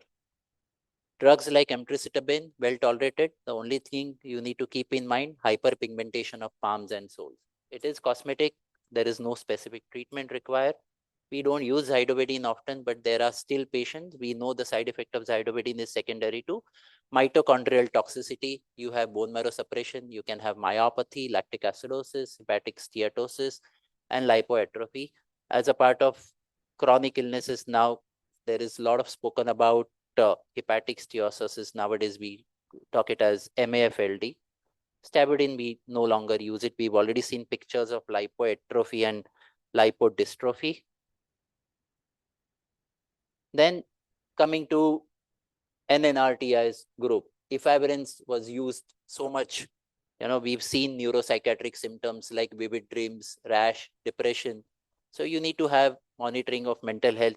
First of all, they are already in a not an the mental health because of the disease, because whatever you say and whatever era we are practicing in now, it is still a non-treatable disease. It is a manageable disease. So that taboo they always have in their own mind, and most of them have subclinical depression. So if the symptoms worsen or if somebody is on psychiatric medication, we got to be careful about those drugs. Nevirapine, we don't really use it, but we've discussed the rash, hepatotoxicity. We have to keep in mind regular liver function test in high-risk patient. The new drug which is coming in, which I'll be speaking on for 3 to 4 minutes, doravirine, which has just been launched by MCure, which is a well-tolerated drug, but has nausea and dizziness as a adverse drug reaction. Atazanavir as a part of boosted PI, the cheapest option available in government sector, we used to use a lot. The problem used to be indirect hyperbilirubinemia. Uh, Basically, we need to monitor the liver function, and if at all there is a severe liver function derangement, we need to think about alternative regimen. Darunavir still being used. You need to keep in mind hepatotoxicity, dyslipidemia, sometimes rash. Lopinavir, ritonavir, we used to see a lot of diarrhea, a lot of development of dyslipidemia and diabetes associated with protease inhibitors.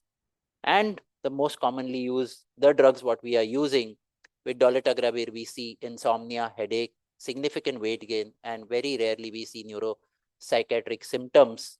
We need to monitor mental health and consider alternative options if the severe depression we see. Bictegravir, a lot of nausea, sometimes diarrhea and weight gain. Symptomatic management, raltegravir, you get insomnia, headache, myopathy. Very rarely we see rhabdomyolysis. And rarely use marovirac. We've seen orthostatic hypotension, a cough, and recurrent respiratory infections with that. So in spite of having so much of spectrum of medications and so many groups available, we've kind of resorted to a combination of TAF, emtricitabine, dolutegravir, or bictegravir.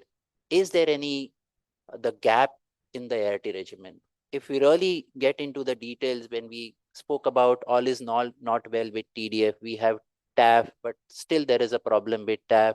We're speaking about two drugs. But what is the inmate need? What is that gap?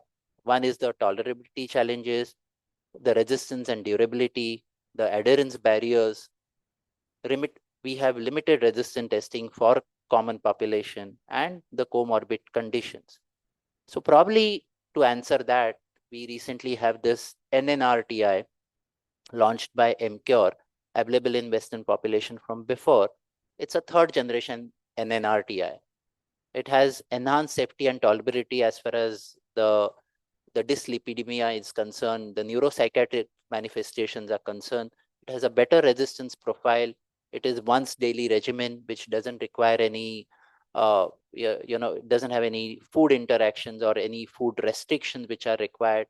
You have better lipid levels with usage of doravirine, and it has a clinical efficacy and long-term durability, availability of data with reference to the drive forward and the drive ahead studies. Drive forward is they've compared head-to-head trials done with protease inhibitors as well as with competitive NNRTI, and they have seen to be having a non-inferiority data.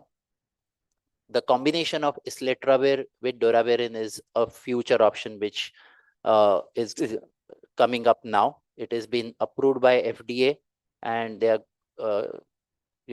will be in market soon. So what are the guideline recommendation? As in other antiretroviral regimen in certain clinical scenario, DHHS published, as well as the IAS 2024 published usage of doravirine in clinical practice. As I said, once daily regimen, no renal dose adjustment required, free of food restriction, can be used with PPI because of obviously CYP3A4 pathway. It has a better resistant profile. And when do we actually consider usage in the current ART treatment? Where is the role of doravirine? It is approved by DHHS, EACS, and IS guidelines, approved in the as an initial therapy in for virologically suppressed patient. Is the side effects like dyslipidemia, neuropsychiatric manifestations are very, very less with doravirine as compared to efavirenz. It has less genetic mutations. The most common what used to see K103N is less commonly seen with this. It provides a very significant alternative option for care as far as the side effects are concerned. Doravirine, TDF, and 3TC becomes an alternative regimen wherein there is a problem with hypertriglyceridemia and weight gain, wherein you are not using DTG. This can be considered. We have the drive trials, the drive ahead and drive forward has given us the confidence to use this particular molecule. And drive shift also demonstrated the lipid outcomes associated with doravirine. So when you have a renal dysfunction, you can consider this particular option as well.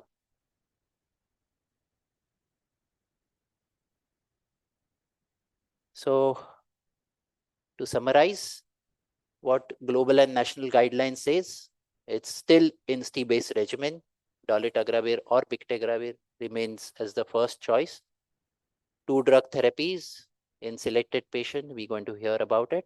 WHO, DHHS, IS, and EACS as well endorse simplified and durable ART choices. Key treatment advancement is doravirine. We have long-acting options like cabotegravir and rilpivirine, lenacapavir 6-monthly injections, and emerging regimens, as I said, islatravir and doravirine is in phase 3 trial now. Doravirine fits in metabolic risk, CNS side effects, and intolerance to INSTIs. Overall takeaway, ART treatment is moving towards safer, simpler, long-acting, and more individualized regimen with improvement in tolerability, metabolic outcomes, and personalized care. Thank you very, very much for your kind patience.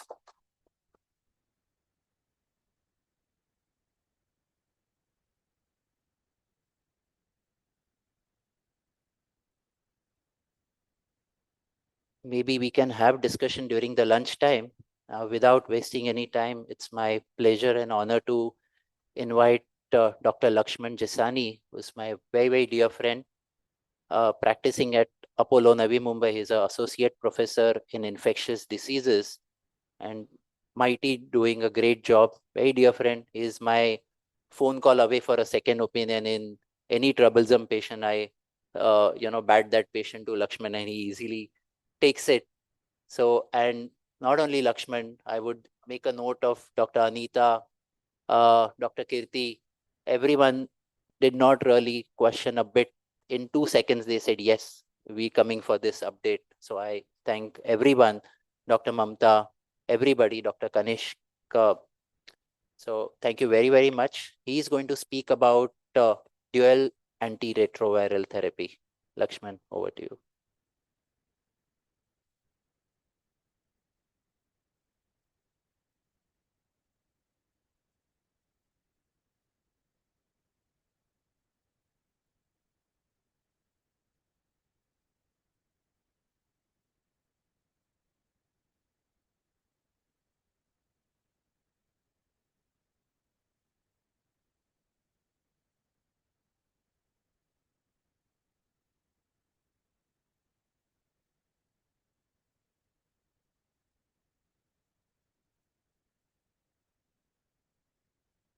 A very good morning to one and all. Over the next 20 minutes, we are going to discuss a very interesting topic, dual treatment for all. And I bring you warm greetings from Apollo Hospital, Navi Mumbai. Friends, dual treatment, as Vikrant had mentioned in this slide, one dual treatment, what we are going to discuss is mainly the combination of dolutegravir plus lamivudine. There are other dual treatment as well, like cabotegravir and rilpivirine, dolutegravir and darunavir, but still we do not have enough data, and some of these molecules like cabotegravir is not available in India, so won't be discussing that. I will restrict my data related to dolutegravir plus lamivudine combination, and I'll go through some of the trials, and I'll try to convince you that 2-drug regimen is as good as 3-drug regimen. So with a show of hands, can anyone tell me how many of you are using this 2-drug regimen? Okay, very few, or maybe less than 30%. So friends, this regimen is not new. In fact, it has been FDA approved, Europe has approved, Canada has approved, Japan and even Australia have approved in the early 2000s. The question arises, why do we need this 2-drug regimen? So what are the goals we are going to achieve with this 2-drug regimen? Number one, we are going to minimize the ART toxicity. For example, the toxicity associated with TDF is gone because you're not giving TDF in this regimen. We are going to lower the number of daily pills, but as such, it does not make a difference because anyways, 3-drug regimen also comes in 1 pill. This also comes in 1 pill. Reduce the number of drug-drug interactions. That is significant. Reinforce the adherence to ART. Patients are convinced that they are taking lesser number of drugs. diminish the quantity or intensity of the side effects. For example, the TDF, the renal toxicity, bone toxicity, that is eliminated. So I will show you some of the clinical evidences that we have.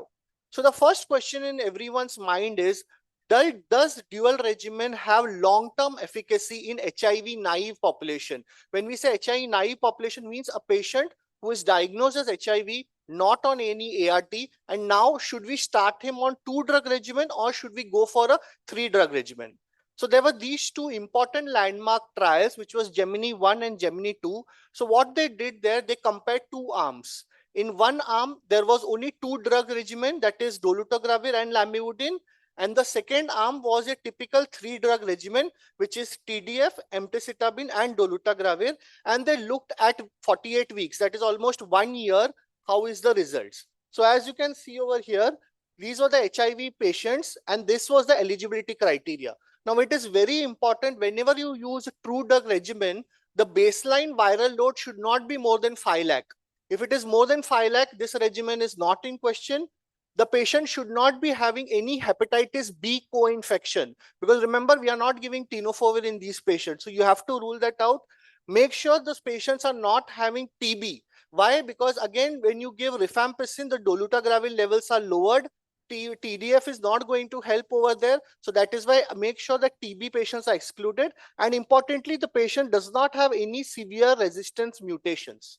So if a patient fulfills this eligibility criteria, these patients are divided into two arms, almost 700 patients each, and they were followed up for up till 3 years. So let us see the data. What do we acquire?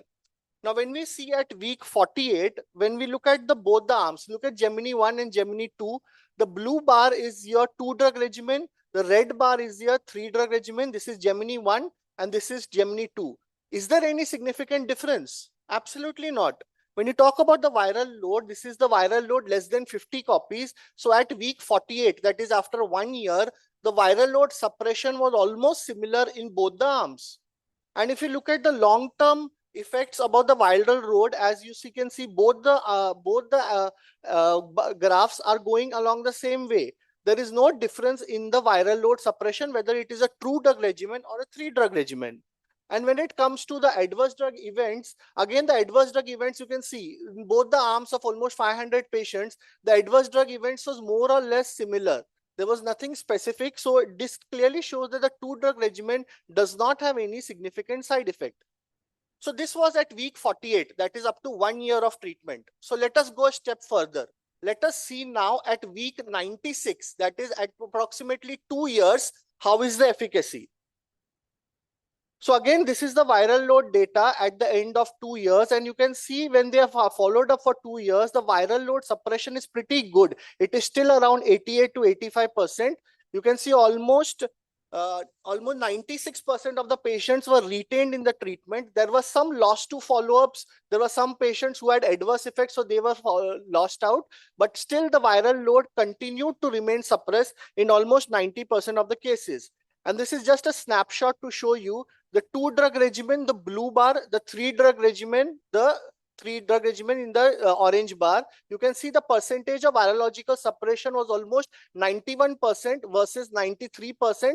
And this is in Gemini 2, the same thing. So at week 48, you can see they were virologically suppressed. Even at week 96, they were still virologically suppressed. So the 3-drug regimen wasn't giving any significant benefit. And this is just to show you again adverse events, which was almost null. And this is at week 144, that is almost at 3 years. When you followed up, the patients were still having virologically suppressed. Almost there were some patients who had left out of the regimen due to loss to follow-up, due to non-adherence issues. But if you see both the graphs, they are going almost parallel. That means the 3-drug regimen wasn't going to offer any additional benefit as compared to 2 drugs. So the Gemini 1, Gemini 2 trial had shown that the HIV viral load was pretty suppressed even when you talk about in week 144. So 3-year follow-up data shows 2-drug regimen is as good as 3-drug regimen. So what was the conclusion? That the proportion of patients when target not detected was same in both the particular arms, and this continued to demonstrate the efficacy and the potency of the 2-drug regimen over the 3-drug regimen.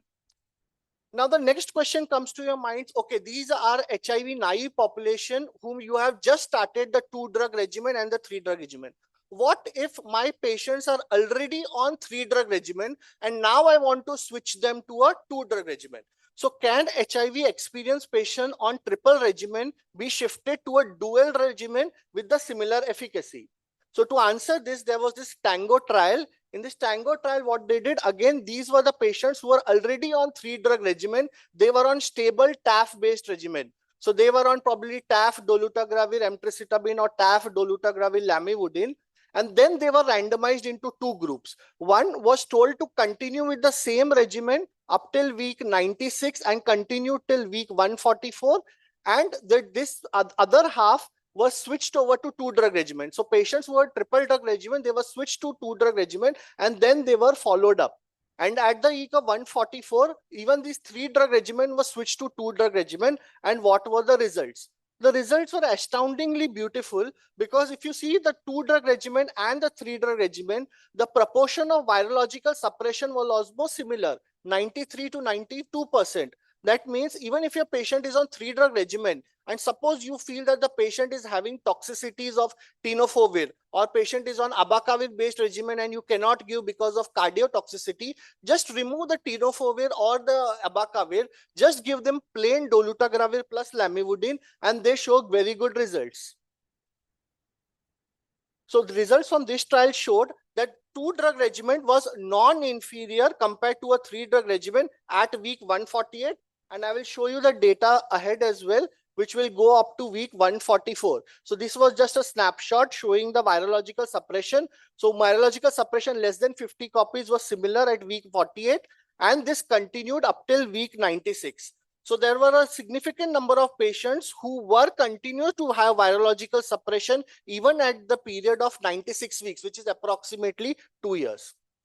Now there is one more trial. This is the SALSA trial. Now they again compared another way to compare again dolutegravir lamivudine versus a triple drug regimen, and they looked into again 48 weeks trial, and this is the 2-drug regimen. Again, here the patients were of different categories. This is combined antiretroviral therapy. So not just here dolutegravir tenofovir arms. These could be any 2 NRTIs with INSTI or NNRTI or even PI. They were switched to a 2-drug regimen and to a 3-drug regimen, and they were followed up at weeks. And again, we got similar results. You can see the virological suppression. It clearly shows that this 2-drug regimen is actually non-inferior compared to other ART regimen, at least till the 48-week period. So let us show some real world studies. So these were all trials. So there was a study which was done to see real life effectiveness. So whether there is a real life effectiveness and safety of this 2-drug regimen versus the 3-drug regimen. So what this trial showed, this was a longitudinal single arm multicentric study, and this was a real life study, and looked at the CD4 count. The CD4 count had increased and the virological load,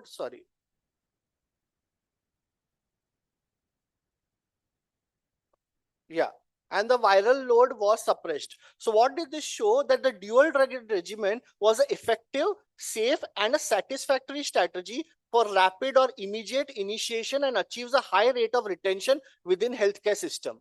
So there was one concern with this 2-drug regimen, that initially it was thought that patients who have CD4 counts less than 200, you should not consider them for 2-drug regimen. So that is not true, which this real life study showed, that irrespective of the CD4 count, if the patient is having side effects of the triple drug, or if the patient is virologically suppressed and you don't want to give the triple drug, you can switch over to 2-drug regimen irrespective of CD4 count, even if the CD4 count is less than 200. And then I'll just quickly go through this. These are another trials to just which propagates and confirms our belief in the 2-drug trial. This is a Netherlands study, which was a prospective cohort study. And they again looked into different kind of groups. They looked into the DTG group and in the non-DTG group. What they found again was that dolutegravir lamivudine was non-inferior to continuing the triple drug regimen. And finally, this is the DOLAM study. The DOLAM study is again a randomized controlled trial, and they again looked into the virological suppression at week 48 in the treatment exposed. So again, you can see this is the triple drug regimen, which is in the orange bar, and this is the dual drug regimen, and this was seen at week 48. So at week 48, even the DOLAM study proved that they were virologically suppressed. Yeah, I'll just skip these trial. Yes. So this one more trial is like the Maniar said, sir had told earlier, test and treat. So if you diagnose the patient as HIV, should you straight away start on dual drug regimen? Yes, you can start on dual drug regimen, provided their viral load is not more than 4 lakhs. So DTG-3TC is an effective, well-tolerated, 2-drug single treatment option, which gives a patient another option without any significant side effects. The advantages of initiating dolutegravir plus 3TC includes reduce short-term and long-term toxicity because of reduction in the secondary cumulative ART exposure and fewer drug-drug interactions. And as I showed you, these trials, these support the 2-drug trial as compared to 3-drug trial. So is there any Indian data available with us? So this was a study which was done by Kulkarni et al. It was a long-term efficacy and safety trial which compared dolutegravir lamivudine over a long-term prospects, and it was a retrospective study. So in this study, they had included people of HIV more than 18 years of age, and they followed up their viral load, and they looked at the data after 48 weeks. So what did they find in this data? The ART combination before the before starting baseline was around 218, the number of patients, and the demographic data, male-female ratio almost the same, which is very common. But look at the viral load. Now look at this graph very carefully. The patients who are virological outcomes less than 40 copies, that is what is our target, these patients continue to retain this virological suppression throughout up till the period of 96 weeks. So at 96 weeks follow-up, these patients who were on 2-drug regimen, 97.8% had maintained virological suppression. Those patients who did not maintain virological suppression were the patients who were dropped out of the study or those who had non-adherence, which was present. And this is again the data showing the difference from the baseline with respect to the CD4 count. So it does not matter whatever CD4 count you have. If the patients are virologically suppressed on 2-drug regimen, you can continue irrespective of the CD4 count. Then the question arises, what are the changes in the weight? Again, the changes in the weight, typically what we expect was the weight gain was increased, but after a period of 96 weeks, the weight gain was somewhere stabilized. But definitely because of the dolutegravir effect, weight gain was present to some extent. The other side effects like the cholesterol was increased, triglyceride was increased, but that is typically a side effect of dolutegravir. It does not make a difference. It's a 2-drug regimen or a 3-drug regimen. So in a nutshell, what I'll suggest is a combination of dolutegravir and lamivudine in a fixed dose offers an effective and a well-tolerated treatment option. It has shown virological suppression, immune system recovery, and manageable metabolic effects. These drugs aligned with the existing clinical data for further support of application of this regimen, and this treatment holds promise for people living with HIV/AIDS to have a more better life with 2-drug regimen. So the question arises now, where do I place this drug in my regimen? So this drug, which comes as a single pill, dolutegravir plus lamivudine, I think MCure has it with the brand name of Twinact. Where do I place that? So any patient with typical of HIV-1 population, HIV-1 positive patient, adult patient with no history of any antiretroviral treatment, or if the patient is on antiretroviral therapy like the triple drug regimen and the patient is virologically suppressed, you can switch over to a second-line regimen. And especially in cases where you cannot use tenofovir, for example, like in your renal suppression, you cannot use TDF or TAF, and you want to switch to abacavir, but you cannot give abacavir as well because of cardiotoxicity. So this patient is an ideal candidate to go for dolutegravir and lamivudine combination. It minimizes the number of medication and thereby the potential side effects. But one important thing you have to see that there was this study by Garcia et al. Who found out that there was actually no improvement in the metabolic complications which were associated. And naturally, this is there because of dolutegravir and it does not make much of a difference, even though as Vikrant had shown that tenofovir can also cause metabolic changes and it can cause weight gain. But in this one particular trial, he showed that even though you stop the tenofovir, the weight gain still continued to occur, mainly because of the dolutegravir. In addition, there is less long-term experience, because remember the data which we have is up till maximum of 144 weeks, which is around 3 years. Whether the long-term data up to 5 years or 10 years with 2-drug regimen is still not available with us. So if dolutegravir is being considered, what are the points I should keep in mind? Number one, the patient's baseline HIV viral load should be less than 5 lakh copies. If it is anything more than 5 lakh, don't go for 2-drug regimen, go for the standard triple drug regimen. There should be no evidence of transmitted resistance. Although I know at baseline we do not test the resistant mutations in India, but in the West, they do the baseline testing. So as per their recommendation, they suggest that patients should not have any transmitted resistance. Dolutegravir has a high genetic barrier to resistance. So anyways, we are not worried much about it. Patients must not have any evidence of hepatitis B infection, because we are not giving tenofovir in this particular group. Patient must not be taking any concurrent medicines that will lower the level of dolutegravir. For example, if the patient is having TB or if the patient is a transplant recipient, don't go for 2-drug regimen, better to go for 3-drug regimen. So where do we place this? As per the Gemini trial and as per the Tango trial, the patients who have had a sustained virological response on triple drug switch over to 2-drug regimen and they are well tolerated. The Tango trial clearly proved that you can switch over from 3-drug to 2-drug regimen very safely. No resistance mutations was found even though the patients were on 2-drug regimen, and it's usually a very well tolerated and convenient method. So finally, I'll just give you key take-home messages. This is the first ever 2-drug regimen which has been approved for HIV-1 patients, for treatment-naive patients. 2-drug regimen is capable of inducing and maintaining virological suppression. It is indicated for patients with no antiviral history in the past, or if the patient is on regimen with sustained virological response, you can switch over with these particular conditions as I mentioned earlier. And the major landmark trials are the Gemini, Salsa, and Tango trial.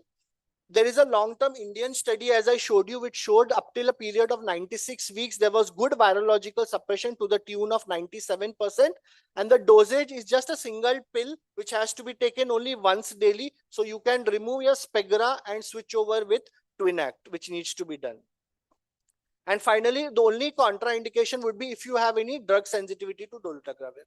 So with this point, I have shown you clearly how the trials have shown that it achieves good virological suppression. It is as good as a 3-drug regimen. So now I ask the audience once again, how many of you would now start your patients on 2-drug regimen? Anyone? Okay, I have seen better. How many of you would change the patients who are already on 3-drug regimen to 2-drug regimen? Okay. What if the patient do not have any side effects? Would you continue 3-drug regimen or 2-drug regimen? Well, yes, that's a trick question. So with that, I just leave a food for thought that this is a new drug and it is showing good efficacy. So maybe in selected cases, like I mentioned to you, you can consider this twin drug regimen instead of the 3-drug regimen. Thank you very much. Yes, sir, please. Yeah. I have quite a good number of patients on lamivudine dolutegravir combination. Recently, I have a little bad experience. I got 2 patients who are undergoing bypass surgery, and we did a triple H. HBV found positive, though I've done it a couple of times and it's negative. So I just want to tell him that you like pre-exposure prophylaxis, every 3 months you must do screening for HIV and STI. Similarly, I had a shock because both these patients are at the moment with me in Jaslok, and I don't know why. I mean, they were negative before, and I found them positive. Number 2, I have 2 patients who are HIV-2 who are on 2-drug regimen under the instruction of Molina doctor, the one who is expert in HIV-2 management in Paris. Both my patients I have under his care instruction, and in HIV-2, dolutegravir and lamivudine could work. Thanks a lot.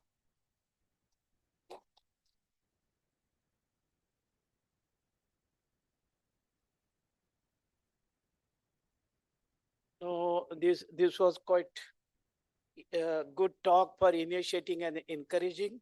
I'm using this 2 drug for last 5 years.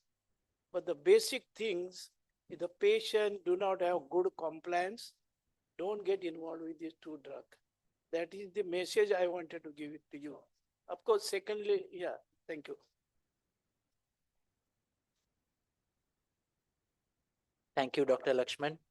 I expected a lot of debate on 3 drugs and 2 drugs, but probably the talk was so lucid that we are convinced and we are sold for 2 drugs. But as he said, we are waiting for long-term data, and I'm sure it's going to be promising.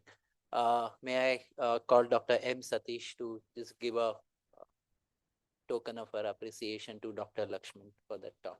Dr. Satish.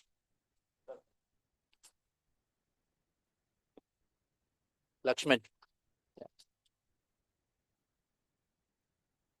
Now, I have the pleasure to call Dr. Mamatha Lala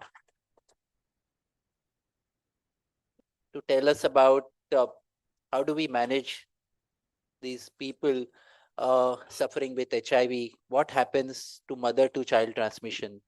She's going to give us the detailed overview of that. She's the head of the Department of Pediatrics at Bhabha Hospital. She also goes at honorary specialist at Badia Hospital, and the best model, the role model for public-private program. Over to you, madam. She's also known for her Antarctica expeditions. I don't know how many of you have seen that video of hers, but it's a mind-blowing presentation. Sometimes you should listen to her on that. Over to you, madam. Thank you. A very good afternoon to all of you. So we've heard excellent lectures till now, and we know that in adults, nearly 99% of the HIV infections happen because of sexual transmission. What about children? Majority of the children get their HIV from an infected mother.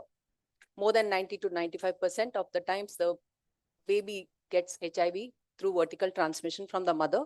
Of course, there are other modes like blood and blood transfusion or blood and blood product transfusion, infected needles, child abuse, or surrogate feeding. And in a significant 8 to 10%, maybe we don't find any kind of a source for the HIV infection that has led to HIV in a given child. But in this field of HIV, where there is still no effective cure or an effective vaccine, despite 4.5 decades, what has been very heartening is to know that in this area of prevention, mother-to-child transmission prevention has had excellent results. Starting with the ACTG 076 protocol way back in 1994, the mother of all PMTCT trials, which showed us that indeed prevention can be done from an infected mother to her child. Various permutations and combinations and evolutions have happened in this field, right, for the mother as well as the baby in intranatal, antenatal, postnatal period. And now we are almost on the verge of thinking elimination of mother-to-child transmission of HIV, and not just HIV. WHO is endorsing for triple elimination, mother-to-child transmission of not only HIV, but syphilis as well as hepatitis B, all 3 at one go. Why not? There has been a lot of countrywide guidance for this. And why triple elimination? Because all 3 infections happen in if they are present in the mother. Many times it may be a silent infection. The mother may not be aware of it. It could well get transmitted to the child, and they're all life-threatening diseases, which can be easily prevented for vertical transmission. So why not use this opportunity to try and eliminate mother-to-child transmission of HIV, syphilis, and hepatitis B. And a small country like Maldives is the first country in the world to have achieved this complete elimination of HIV, syphilis, and hepatitis B as of October 2025. We'll stick to the HIV part of it. As you can see in this slide, nearly 250,000 children have been spared every year thanks to the intense prevention of mother-to-child transmission efforts the world over. This impact has been very, very significant, with about 4.4 million new pediatric HIV infections which have been averted till 2024. PMTCT coverage has been really very significantly achieved, with nearly 85% on a global level, where mother-to-child transmission prevention efforts have been successively achieved. But even then, as of 2023, 1 in every 10 HIV exposed infants continue to acquire HIV. This is the list of the 10 global contributors of mother-to-child transmission as of 2022. As you can see, out of the 10 countries, all of them belonging to African nations, India stands at number 2, with still an MTCT rate of nearly 14%. But what's very heartening is now the majority of the infections are more or less sort of confined either in pregnancy or in the lactation period in those mothers who have not been receiving ART or have started ART and have dropped off their ART or have been newly diagnosed with HIV either in their late trimester in pregnancy or in the lactation period. So majority of these pediatric HIV infections are now because of this new mothers who've not really been on an effective antenatal, intranatal or postnatal measures that can be given to prevent HIV from happening in their children. HIV can be transmitted from an infected mother either in the antenatal period or in the intranatal period or in the postnatal period through breastfeeding. And what I want to emphasize here is preventive measures are available for all these 3 periods and can be implemented at every given stage. You don't have to say like the mother never came to me in ANC, otherwise I could have done something.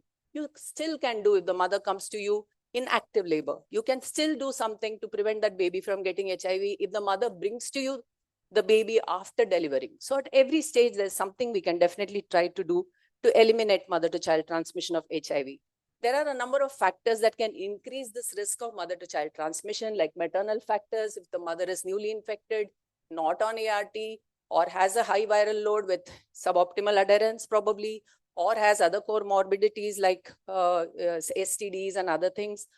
Then also obstetric factors in the intranatal period, if there is a prolonged difficult delivery with prolonged contact of infected maternal secretions from the mother to the baby, or a prolonged leakage of membranes of more than 4 hours duration, intrapartum hemorrhage, invasive procedures, etc. Or infant factors, if the baby is premature or if it's a twin delivery with the first twin being more amenable to HIV infection, or if it's a preterm baby with very delicate skin, maybe microabrasions and cuts in the oral cavity or the skin, etc. And of course, the very important aspect of breastfeeding. If the mother has an unsuppressed viral load, breastfeeding can be a major source of infection to these babies. So nevertheless, however, the baby gets the HIV, if not diagnosed properly, timely, and started on antiretroviral therapy, nearly 35% of these babies die by the time they reach their first birthday, and nearly half of them are gone by the time they reach their second birthday. So it's extremely important to have a very, very strong early infant diagnosis and initiation of ART in those babies who are HIV infected from the mother. But the goal should be to prevent every single baby from getting HIV in the first place, which can be done and which should be done. Our own government program has a very strong PMTCT protocol with the 4 prongs, and it has also included syphilis. We have elimination of vertical transmission of HIV and syphilis now through the NACP phase 5, where there are 4 prongs. The prong 1 primarily focuses on prevention, primary prevention of all women of childbearing age group from getting HIV or syphilis in the first place. Prong 2 focuses on preventing unwanted pregnancies in these childbearing women. Prong 3 focuses on preventing HIV or syphilis from the infected mother to her child. And prong 4 focuses on providing care, treatment, and support not only to this mother, but also to the child as well as the partner. We have a very robust package of services through the government program, which has a routine HIV counseling and testing to all pregnant women with an opt-out option, and a family-centric approach where the family members are tried to be involved. National guidelines recommends a lifelong ART, as we've seen earlier. So this has to be given on a lifelong basis with good adherence counseling, nutrition counseling, and psychosocial support, and of course, treatment of other comorbidities like STIs, TBs, TB, OIs, and other comorbidities. And also, a viral load testing is done in the last trimester of pregnancy in all pregnant women who are HIV positive between 32 to 36 weeks of gestation to determine the risk of transmission from the mother to the child. Institutional delivery should be promoted as far as possible in all HIV-infected pregnant women, and counseling and support should be given regarding infant feeding choice right from ANC period itself. Early infant diagnosis in the form of doing an HIV total nucleic acid PCR at 6 weeks of age in order to have an early diagnosis and initiation of ART to those infected babies, and integrating them into the routine healthcare services. So what to start for all pregnant women and breastfeeding women? It's like any other protocol for all adult HIV infected patients, a lifelong antiretroviral therapy, a single pill, which has to be taken once a day of tenofovir, lamivudine, and dolutegravir, 300-350 milligram, which is available in the government program as a fixed drug combination.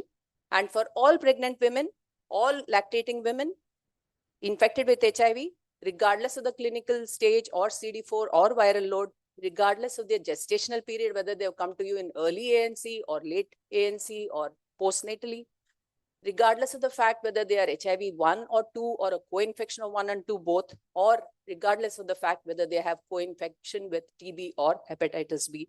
It's a single regimen as a standard first-line regimen of tenofovir, lamivudine, dolutegravir. And how does this work for prevention of parent-to-child transmission of HIV, like how we call in India? We don't say PMTCT, we say PPTCT, because we want the father also to be given equal responsibility in sharing the burden as well as the responsibility of taking care of the family. So ART in PPTCT works by reducing the maternal viral load, and it improves the overall health of the mother. If the mother is healthy and happy, obviously the baby is healthy and happy.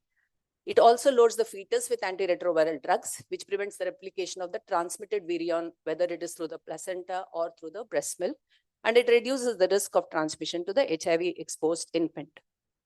This viral load testing, which is now a compulsory thing for all HIV-positive pregnant women in the government program to be tested for viral load, irrespective of the duration of ART, between 32 to 36 weeks of pregnancy. And this guides us regarding the risk of transmission to the babies.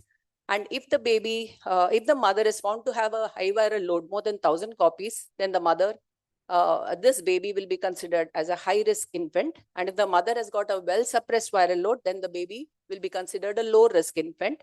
And accordingly, the ARV is decided for the exposed infant. The exposed infant should be started on antiretroviral prophylaxis as soon as possible after birth, or if they are brought later at the first encounter with the health services. And it is based on the risk of transmission from the mother to child, depending on the viral load, as I mentioned earlier.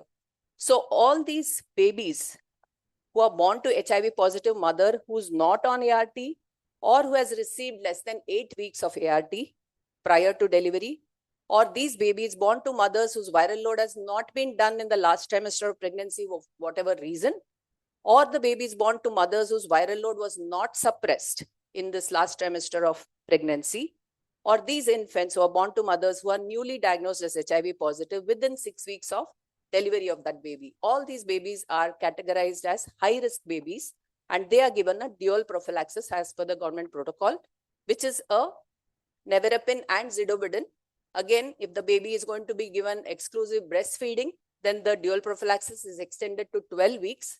And if the baby is going to be given replacement feeding and no breastfeeding, the dual prophylaxis is given for 6 weeks.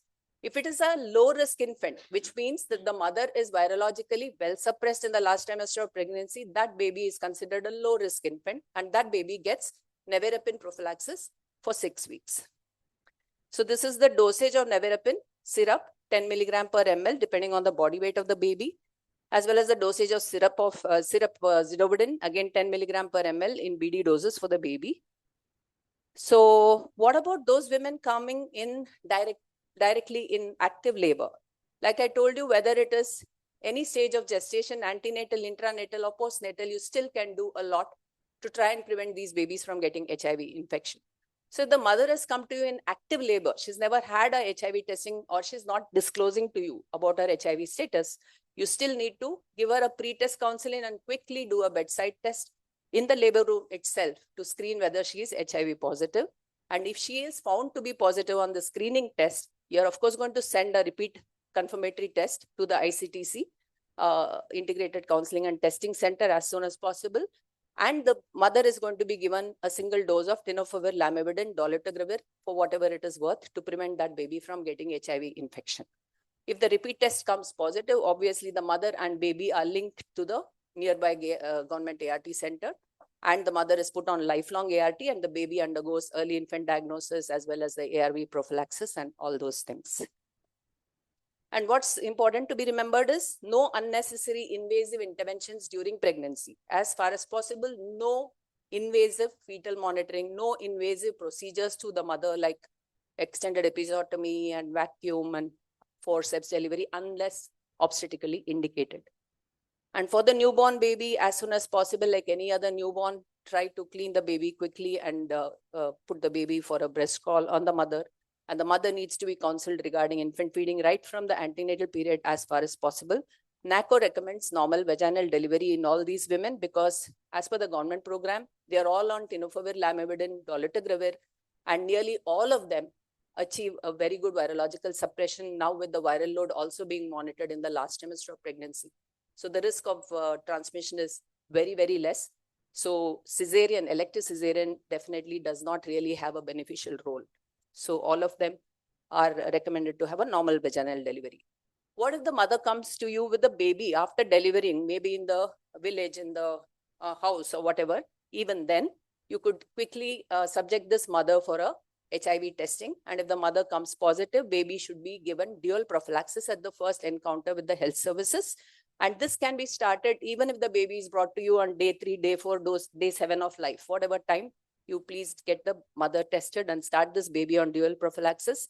And if the mother is choosing to give breast milk, give an extended prophylaxis for 12 weeks, and the mother should be linked for ART, medicines, etc. For the HIV exposed baby, like any other baby at birth, these babies will look absolutely normal, even if they are infected. There is no telltale sign to say that they are infected. So they are given the routine immunizations as per the government immunization schedule, and they are started on cotrimoxazole prophylaxis from age 6 weeks onwards. They are started on ARV prophylaxis, like how I mentioned in my earlier slides. Routine well baby clinics has to be encouraged. And early infant diagnosis as per the government protocol.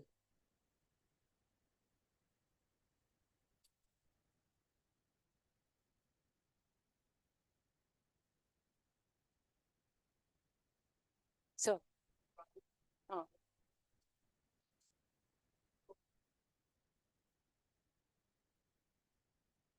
sir, if the mother has a virological suppression in the last trimester of pregnancy, U is equal to U.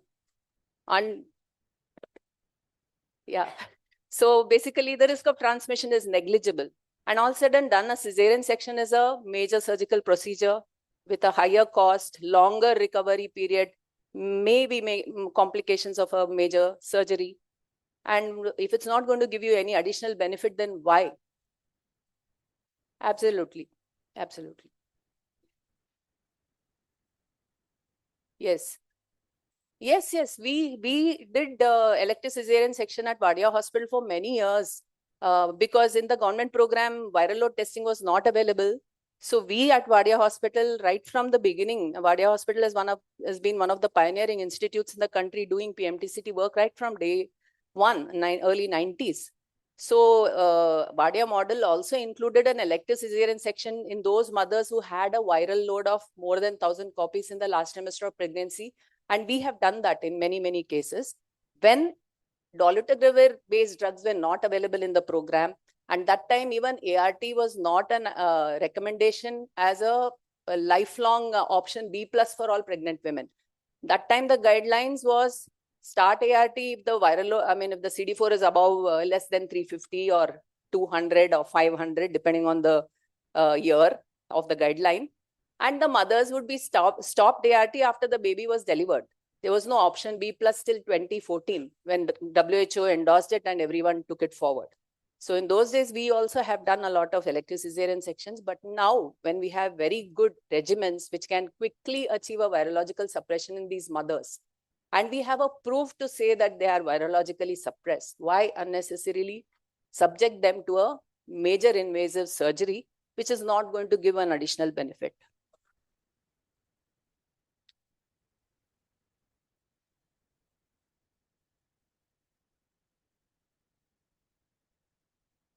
40 weeks. Yes, sir. Yes, yes. And elective cesarean has to be done in a mother who is virologically not suppressed before the before the active labor initiates. Otherwise, it has no purpose. Yeah, it has to be an elective cesarean. Coming to the very, very important aspect of infant feeding, we know that HIV can be transmitted through breast milk in the postnatal period. But breastfeeding with antiretroviral therapy to all these HIV positive mothers actually offers the greatest chance of HIV-free survival in their babies. This is a proven concept. However, you need to remember that breastfeeding carries a risk of transmission as long as it is continued. We all know breastfeeding is the best for any given baby. It's easily available, readily available. It's very good, nutritionally optimal for that baby. It needs no prior preparation. It helps in mother-infant bonding. It helps in early recovering for the mother, as well as provides contraception through lactational amenorrhea and the like. But HIV can be transmitted through breast milk. Even the infected cells and the cell-free virions on a daily basis can be transmitted to the baby if the mother has not achieved virological suppression. Cholesterol viral load is also high, and the risk of transmission in a mother who has an established HIV is to the tune of 14%, and this can double up to nearly 30 to 40% if the mother has had a recent or acute HIV infection and has not achieved virological suppression. And this risk persists as long as breastfeeding continues. But does that mean we do not give breast milk to these babies? Is it okay to be giving them replacement feeding? Of course not. Replacement feeding, of course, comes with a whole lot of its own baggage of complications, and it needs a lot of preparation and mental understanding by the parents and the whole family as a whole in order to ensure that these babies don't die of other infections which can be easily transmitted through bottle feeds in these babies, to avoid mother's milk, and over dilution leading to malnutrition or unhygienic practices leading to infections which can be fatal. So we do not want that to happen. So the government program recommends exclusive replacement feeding only in those situations where breastfeeding cannot be done, like in mother's death, or there is severe maternal sickness, or if the parents involved have been intensively counseled and they have given you an informed consent that no, they have understood everything and they are going to comply with all the 6 factors easily, which can be remembered as FAST criteria: affordability, acceptability, feasibility, sustainability, and safety. All this has to be ensured, and the parents and the grandparents and everyone who's going to be involved in that family in looking after the baby should be counseled. And only then can we tell them, TK, go ahead and give exclusive replacement feeding. Otherwise, try and make breastfeeding safe. How can we do that? In the context of HIV, how can we make the breastfeeding safe? Ensure good ART adherence in the given mother. Tell her that if you take your medicine every single day, your virus is going to be very well suppressed and the risk of transmission through your breast milk to the baby is going to be negligible. The mother is going to be doing anything to ensure that her baby will be well. So if you give her proper counseling and awareness, I'm sure you can do this. Good nutrition, good hygiene, barrier contraception with intensive counseling to the pregnant and lactating mothers. Ensure breast care. There should be no cracked nipples, breast abscess, ulcer, or engorgement, which again can lead to a increased risk of transmission to the baby. Ensure mouth care in the baby. No cracked lips, oral cuts, microabrasions, oral thrush, and the like, which can again be an invitation for the HIV virus. And educate the mother about proper technique of breastfeeding so that there is no increased tugging or improper latching leading to cuts and cracks in the mother's nipple, which again can be an increased risk factor in the baby. So NACO recommends that if the babies test HIV positive on early infant diagnosis, you give exclusive breastfeeding for 6 months and introduce complementary feeding from 6 months onwards. And breastfeeding can be continued up to 24 months and beyond. And here anyway, the mother is infected, baby is also infected. So there is no risk of now transmitting HIV. Let the baby have all the good benefits of getting the breast milk from the mother. If the baby tests negative on early infant diagnosis, again, exclusive breast milk to be continued till 6 months and complementary feeding to be introduced from 6 months onwards. Breastfeeding should be discontinued, taking the comfort level of the mother and the infant, and all along, please ensure that the mother is getting intensive counseling regarding her own adherence to ART, which is a very, very important factor to help prevent the baby from getting HIV through breast milk.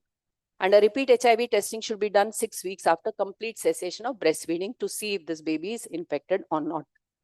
So here we have a very good sort of a graph to tell you, table to tell you that with a risk of transmission nearly to the tune of 30 to 45%, which was not so long ago, we've reached an era where we can almost 100%, not really 100%, 98 to 99% of the times ensure the parents, infected parents, that your baby can be negative if you only implement all the proper preventive strategies properly.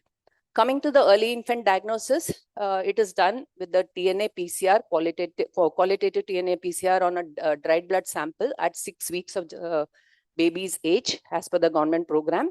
And who are these babies who require this diagnostic testing? All HIV exposed infants. That means the mothers are known HIV positive and these babies are born to those mothers, or babies or infants with signs and symptoms suggestive of HIV who get admitted in the ward or come to your OPD. And if the mother is unknown or her status is unknown or mother is not traceable, you don't know, then those babies also should be given a early infant diagnosis testing. This is a very crowded slide. I do not want to go into that. But what I would like to emphasize is all babies born to HIV positive mothers are given a TNA PCR on the DBS sample at 6 weeks, which is, if comes positive, a repeat testing is immediately sent and the baby is put on antiretroviral therapy. Another test is done at 6 months and 1 year, and the confirmatory test is done at 18 months. So to recap, care for pregnant and breastfeeding women infected with HIV involves a stigma-free management, antiretroviral therapy to the mother with good adherence, nutrition and psychosocial support, a viral load testing in the last trimester of pregnancy, ART initiation at the earliest with adherence counseling for all these mothers, and infant feeding counseling from the antenatal period itself so that the mother is mentally prepared and aware of what needs to be done for her baby to give the best chance of HIV-free survival. And as far as the babies goes, for all infants born to HIV positive mothers, try to align the mother's follow-up with the baby's routine healthcare visit as well as early infant diagnosis visits. ARV prophylaxis based on the mother's viral load, like how I discussed in the previous slides. Infant feeding, like how you have already spoken to her right from the ANC period as far as possible and counseled, and the choice that she has made. Initiation of cotrimoxazole prophylaxis at 6 weeks of age for the baby. Immunization same as per the government immunization schedule. Early infant diagnosis, which starts off at 6 weeks. And proper growth and development monitoring and clinical assessment, which are all very important for these babies. So key messages: screen all the pregnant women for HIV. That's very, very important. Screen them, give them counseling for adherence. Of course, breastfeeding or top feeding, all this has to be reinforced depending on what they have chosen. Care of nipples, breastfeeding, care of breast, nutritional counseling, and the like. And there are a few key concerns. Having worked in this field for over 25 years, we still get, in the recent past also, we had a pregnant woman who had delivered in one of the nursing homes in the suburbs of Mumbai and who had not had a HIV testing done. So that still happens. I don't know why. I mean, HIV testing is so very important. Either some smaller nursing homes are not doing it, or doing it and not disclosing the result to the patient, but just using that as a way and means of shunting that patient outside of their hospital setup with the fear of whatever, because it is HIV positive. So we still get cases like that where the mother has not been screened for HIV, which is very unfortunate. If it's happening in a place like Mumbai, you can imagine elsewhere in the country. No timely referrals, no proper linkages, no proper documentation, wrong interpretation of results. We get babies who are like 4 months, 6 months, 8 months with a ELISA test report which is positive, referring a HIV positive baby for ART and needful.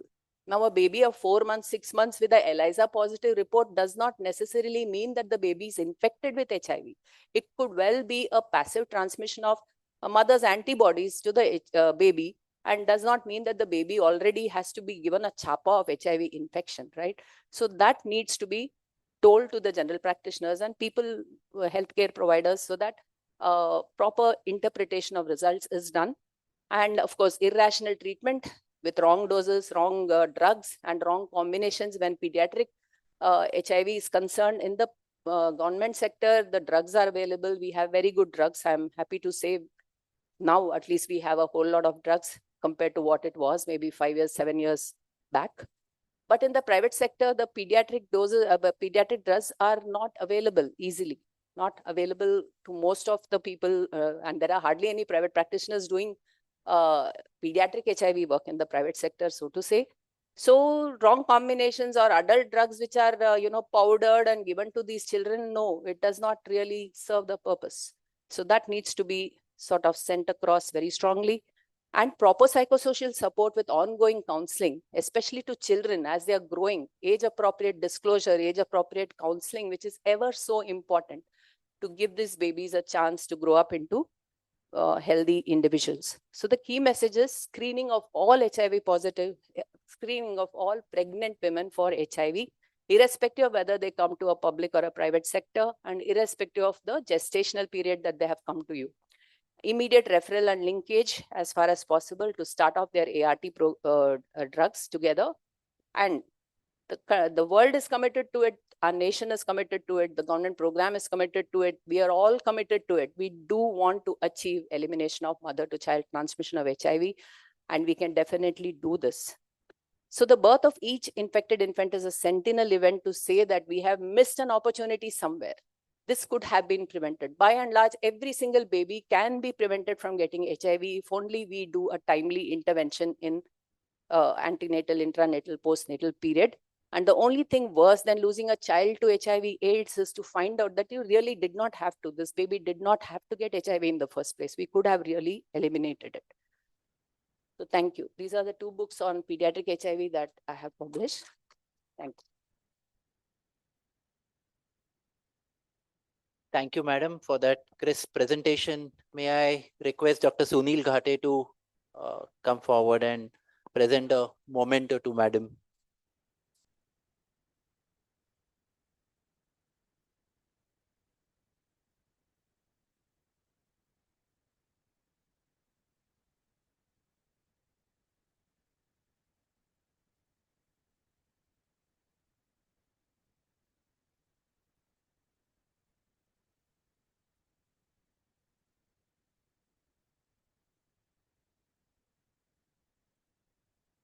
Madam.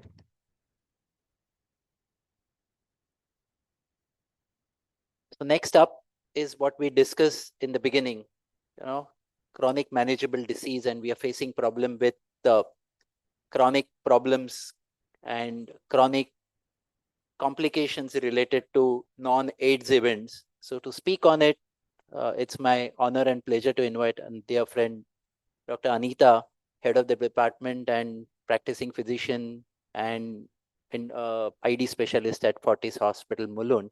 She'll be speaking about HIV and metabolic complications. Over to you, Anita.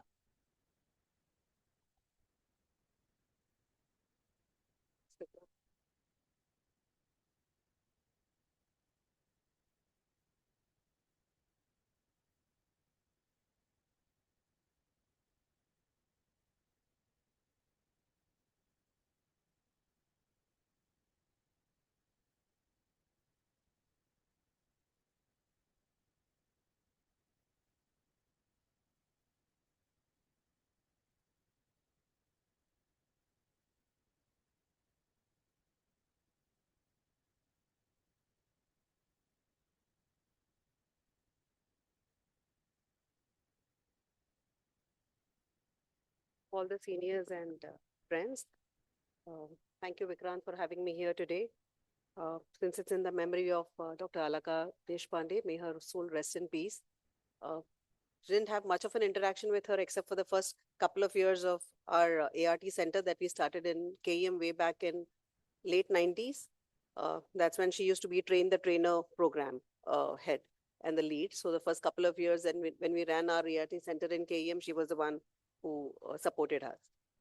So coming to HIV and metabolic disease, a lot of this is an overlap between what Dr. Maniar sir spoke and what you spoke, Vikrant, some time back.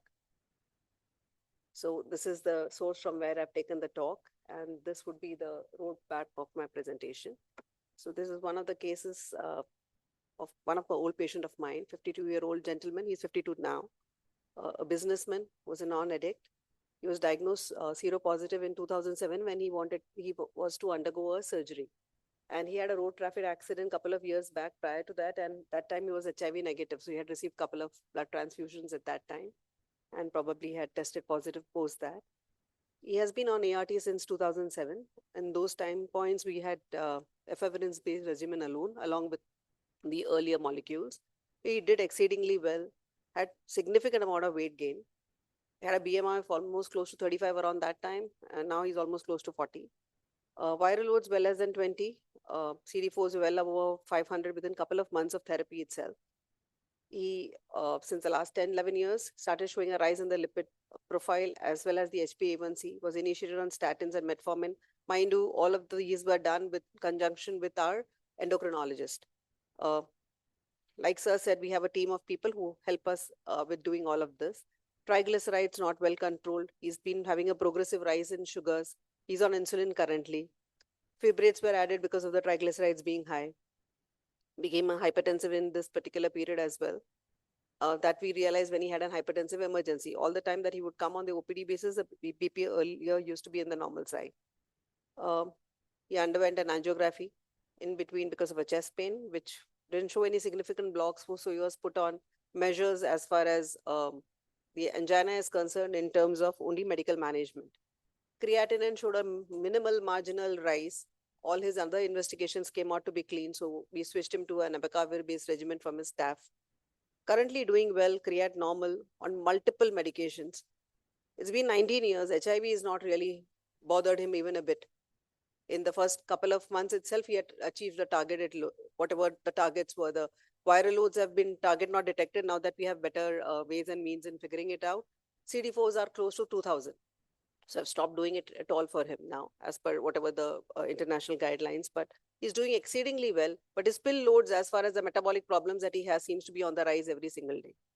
So this is something that is typically seen in our patients now, who we have been treating for more than a couple of years, maybe 10, 15 years. And then this is the scenario that we deal with. Less to do with HIV, more to do with the metabolic problems. So we have close to, this is the 2025 data, 40.8 million people who are living with HIV globally, and about 31 million people fortunately have an access to the antiretroviral therapy. So now we don't see any more patients really dying of AIDS-related complications like it used to be in the good, I wouldn't say old days, good, bad days. We now see them having a problem because of metabolic diseases. So the metabolic syndrome is a disorder which consists of obesity, dyslipidemia, hypertension, and insulin resistance. It increases the incidence of diabetes, cardiovascular diseases, as well as non-HIV related mortality, substantially compromising the quality of life. The risk factors are traditional risk factors, which is there for each one of us: age, sex, race, BMI, heart.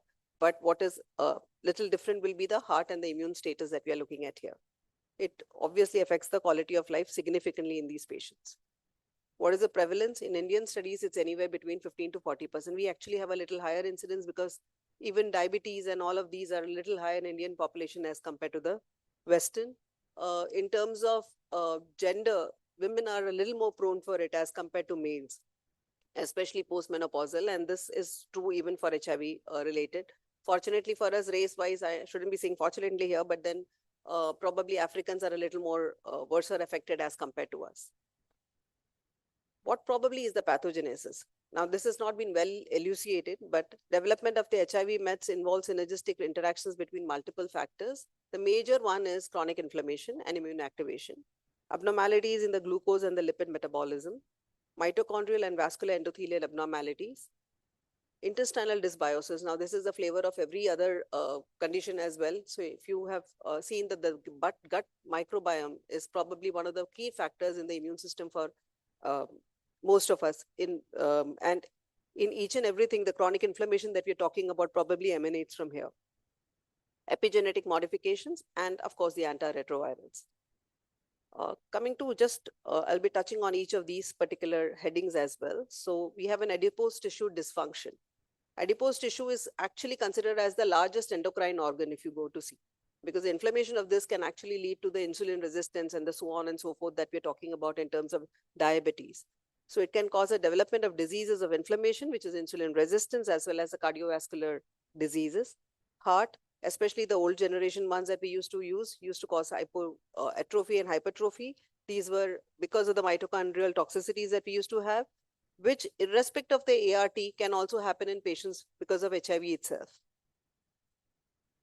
So these were the two drugs which are notorious, atazanavir and efavirenz. Efavirenz was known to cause any which ways adipogenesis and pro-inflammatory cytokine.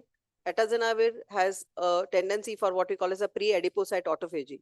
So it could cause a problem if in terms of a lipoatrophy or a lipohypertrophy. Both of these could be seen at a higher dose vis-a-vis a lower dose, vis-a-vis a standard dosing. And yeah, coming to the gut microbiome and epigenetics, gut microbiota dysbiosis can cause sustained inflammation and immune activation. Now, this could cause translocation of the gut bacteria, which is also one of the key factors for causing metabolic syndrome, endotoxemia, reduction in the anti-inflammatory microbiota, thus affecting the metabolism. The epigenetic alterations, when we see, it's like an on and off switch that we are talking about, which is what epigenetics basically means. So a histone modification or a dysfunction, immune deficiency, cellular senescence, which will happen irrespective of your ART. All of these can cause that on-off switch to get switched on at any time point, and these could increase your risk of developing metabolic syndrome. Coming to the ART, we all know the specific ARTs independent of the risk factors for independent risk factors for HIV with metabolic syndrome. PIs are the ones which used to be most notorious, and NRTIs also do cause hyperlactatemia, abnormal fat distribution, and so on. This is the basic criteria that we have, which is NCEP, the International Diabetic Federation, the harmonized one, and the last one is the Chinese Diabetic Society. All of them mention that you have 5 criteria here: elevated waist circumference, elevated triglycerides, reduced HDL, elevated blood pressure, and elevated fasting glucose. If you have 3 of these which have been positive, then out of the 5, then that means your criteria is met and you would call the patient as having a metabolic syndrome. This is typically also seen with the non-HIV state as well. What does HIV cause with the cardiovascular system? In terms of metabolic syndrome, you can have a 1.5 to 2-fold increased risk of cardiovascular disease compared to the general population, which includes hypertension, cardiomyopathy, heart failure, and coronary artery disease. These patients, besides HIV, would also have a higher risk of traditional risk factors. We need to understand that the traditional risk factors will actually be always there in the background, and HIV is only exacerbating the same. The mechanisms could be activation of the renin-angiotensin-aldosterone system, a monocyte macrophage activation, and an endothelial dysfunction, which typically can happen because of the underlying illness as well as ART. Lipid changes that you see in a patient while he's been initiated on ART, and if it keeps on worsening in terms of the lipid parameter, is actually one of the signs which say that the patient is doing well on ART. In fact, that's the suggestion that we have. So the lipid changes after the ART initiation actually reflect a return to health after the treatment with HIV infection. But however, it continues to keep on increasing. And that's where the problem is. So what you would have to probably look at is the risk factor that the patient would have and then decide whether there's a need to add a statin therapy or no. HDL and LDL cholesterol and triglyceride concentrations were significantly greater in patients who were receiving efavirenz. Lipid concentrations are higher with actually abacavir lamivudine combination than with the tenofovir emtricitabine. So like I said earlier, my patients with the patient who I spoke about earlier, we actually switched to abacavir, but we became a little more careful in figuring out how his lipids were behaving. And fortunately for us, he's done well. This is another major condition, though it's not a part of your metabolic syndrome, chronic liver disease, just because of HIV itself without the co-infection part of it that I'm looking at. So you can have a higher incidence of NASH and hepatic fibrosis. Older drugs like your D4T, which we have stopped using since many moons, used to cause direct hepatocyte damage. So it used to be a major problem at that time point. NSTIs also cause significant weight gain and hepatic steatosis. So that is a concern because we have been all moved to an NSTI-based regimen currently. What used to go wrong here is that you have an adipokine and an hepatokine synthesis, which occurs in these patients and because of the ART itself and because of HIV itself. And that is the reason why you have a higher risk of hepatic steatosis. HIV and diabetes. Per se, HIV specific factors don't really increase your risk of becoming a diabetic, but patients with or without ART would have a higher, and if you're HIV positive, would probably have a still and higher incidence of pre-diabetes and diabetes. Probably chronic inflammation. As I said, the adipose tissue related problems, so your insulin resistance and your impaired glucose metabolism have been contributing for this. This is just because it's a part of the metabolic syndrome that I have mentioned it here. Bone metabolism is a major challenge, especially for patients who have been on TAF and TDF. These regimens have caused a little bit of a problem with the bone health of our patients. Plus, chronologically, if you see patients with HIV, they look almost, when you examine them, you probably won't be able to really appreciate that. But in terms of aging, they are about 5 to 15 years older in terms of their process of aging as compared to a person of their peer group. So early initiation of ART, would it be able to really prevent this? The answer is probably a no, because the immunosenescence and the cellular senescence, both of them go in a higher trajectory in HIV positive as compared to an HIV negative person of the same age group. Now, this could be because of the declining immune system, chronic inflammation, as I said, epigenetic alterations, and the metabolic dysregulation that could be happening in these patients. Again, as Sir said earlier, the frailty is a major concern for them. So the history of falls and fractures are going to be higher. So patients with HIV hence have a higher incidence of osteoporosis, fracture, and non-HIV and non-AIDS defining cancers as well. So how do you treat?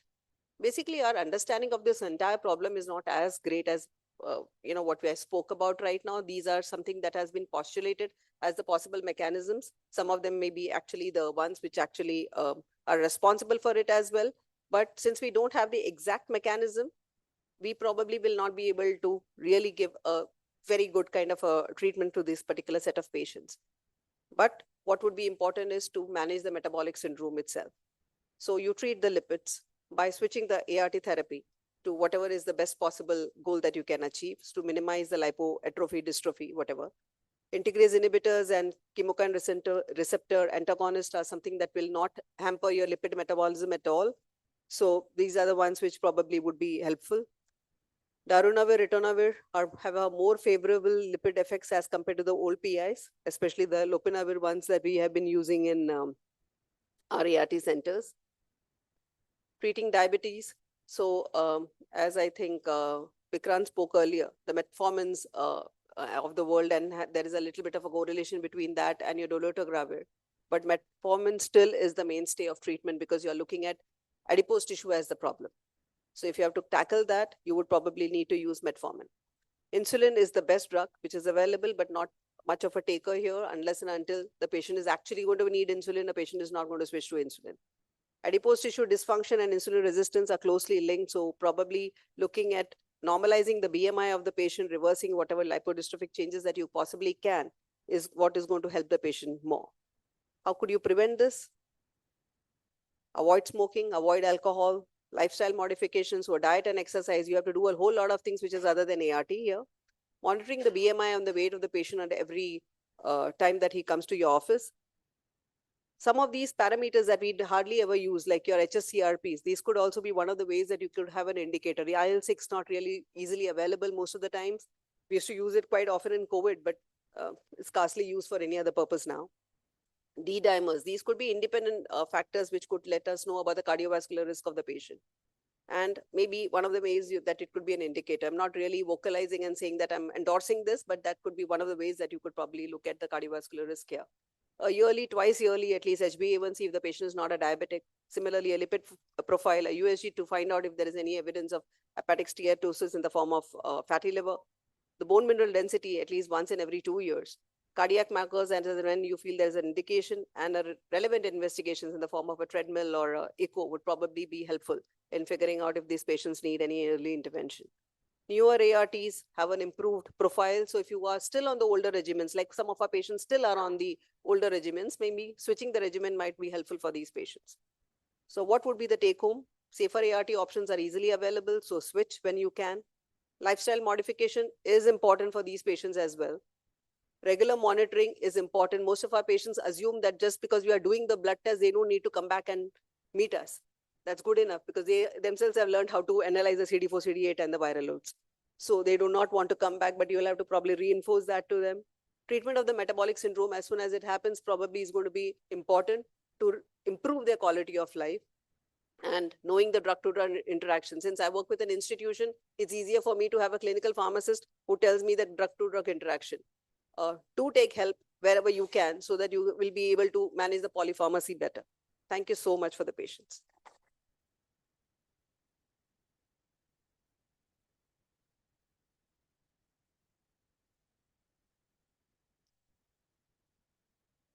Thank you, Anita, for that super presentation of a relatively difficult topic to understand, making it very simpler and giving us an overview that we need to be practicing with the eyes wide open, thinking about the metabolic complication. Can I request Dr. Kalpesh to come over and, yes, sir. To just hand over a moment to Dr. Anita.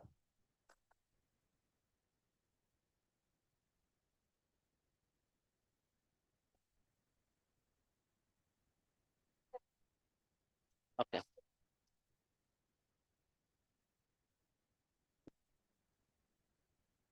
Now we have, I will, sir.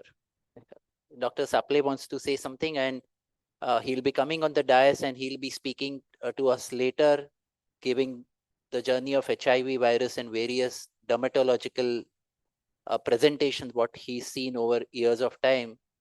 As we mentioned in the beginning, Dr. Maniar and Dr. Saple, along with Dr. Alaka Deshpande, used to be doing a lot of work in those days, and we attended the clinical rounds along with them.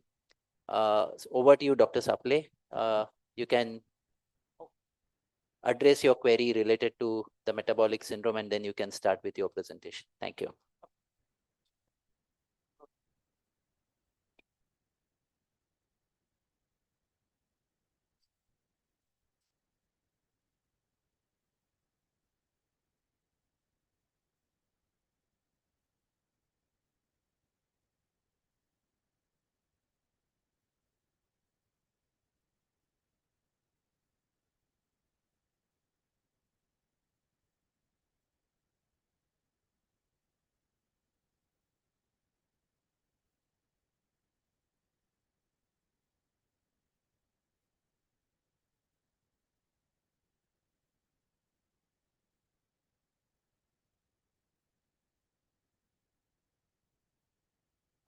Thank you, Vikrant.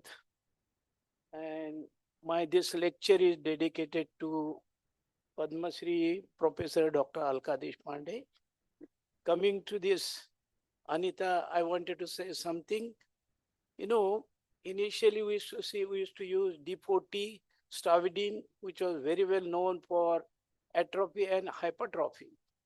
But first patient I saw in 97, hypertrophy, and Dr. Maniar and myself, we have got a habit.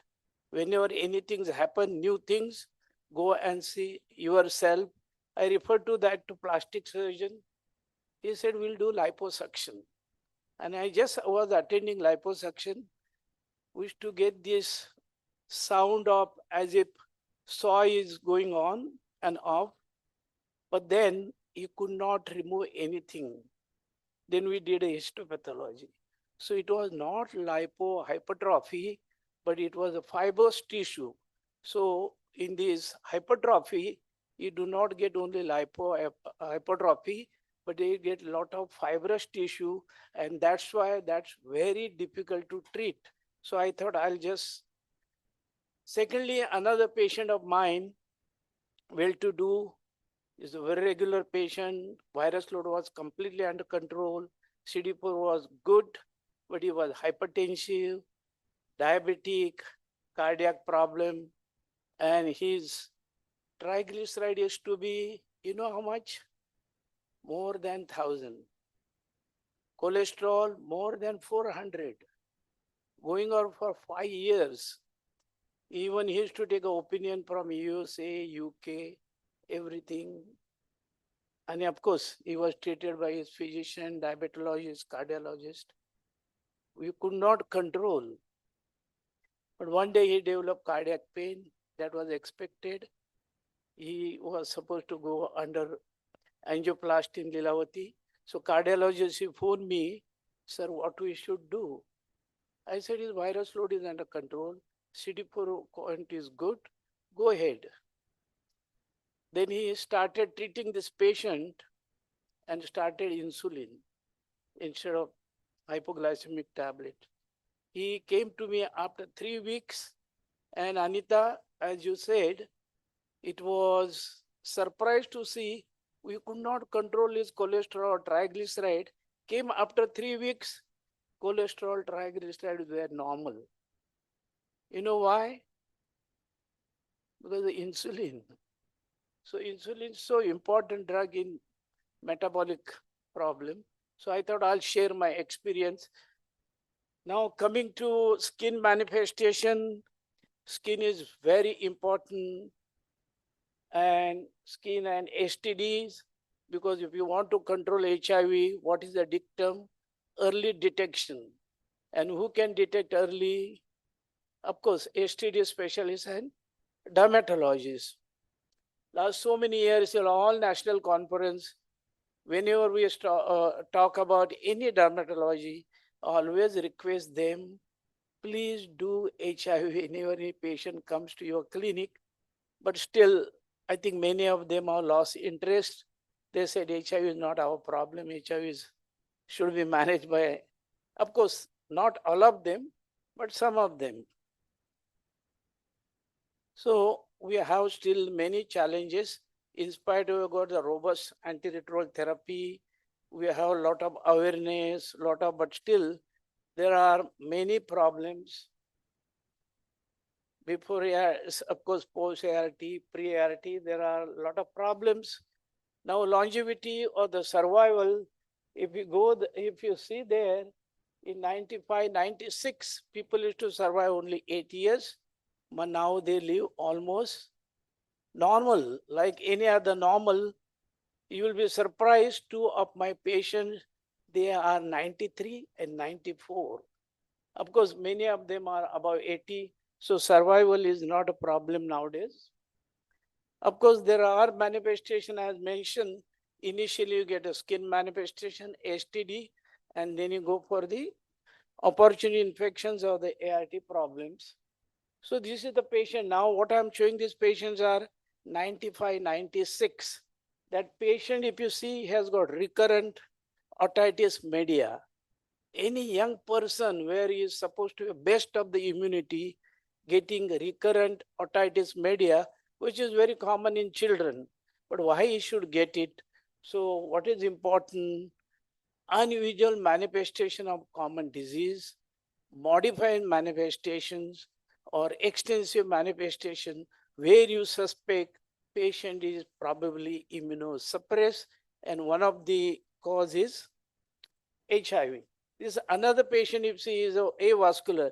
Any patient is entering your clinic, young person, HIV patient, and limping like this, putting his hand, always we suspect avascular necrosis, and this is another manifestation. Then coming to genital herpes, they said, we used to say, if you know how to manage genital herpes, diagnose it, oral candidiasis, and tuberculosis, then you can manage HIV. That's how we used to say in the pre-ART era, and of course that is still holds same. Of course, in addition to that, now we are dealing with the metabolic problems. So if you see these two pictures, the first picture shows how in the non-immunocompromised patient, the patient present with that. The other one is big ulcer. Those large ulcer we never used to see in immunocompetent patient, that is seen in immunocompromised. Dr. Maniar will agree with me, all our dermatologists, in this we showed that case, this is herpes. Nobody agreed. What they used to say, you people are thinking too much of yourself, you are taking us for a ride. It cannot be herpes. You know, that I'm talking 95, 96. So that is an unusual presentation. And to confirm, you have to do very simple tests. Nowadays, your PCR is available for HSV. but we used to get called Zan test, take a smear, and you can see multinucleated giant cell. That is a diagnostic of viral, but here we are suspecting HSV, so herpes simplex virus, and the treatment is very simple. Only thing they need higher doses or maybe for longer period.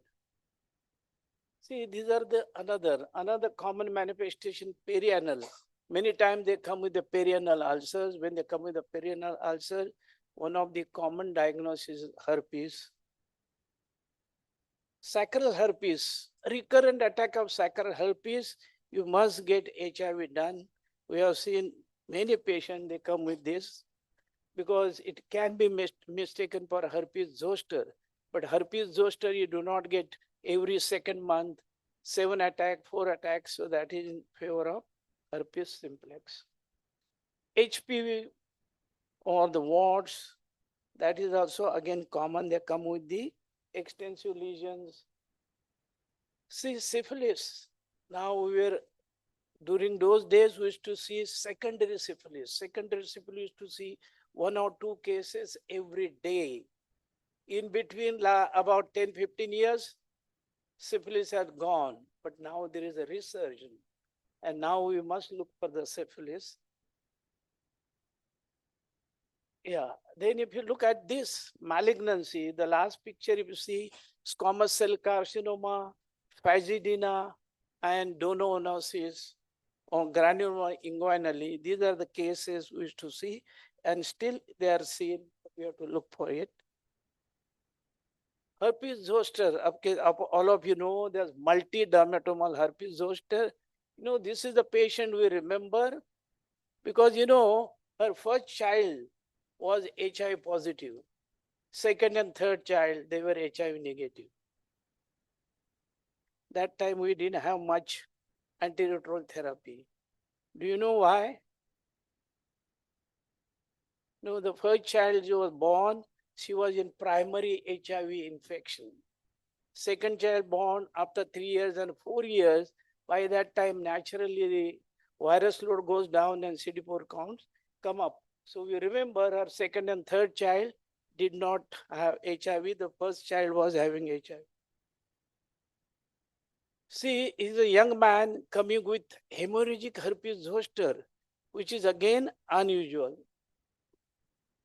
Carbuncle, we used to see carbuncle because when you see carbuncle, you think of diabetes only, but carbuncle can occur. Then coming to Reiter disease can be mistaken for psoriasis, but severe psoriasis also. Pyomyositis. I was called to see one patient about a month back, was admitted for pyomyositis. They were just treating. I said, they just called me as a skin specialist.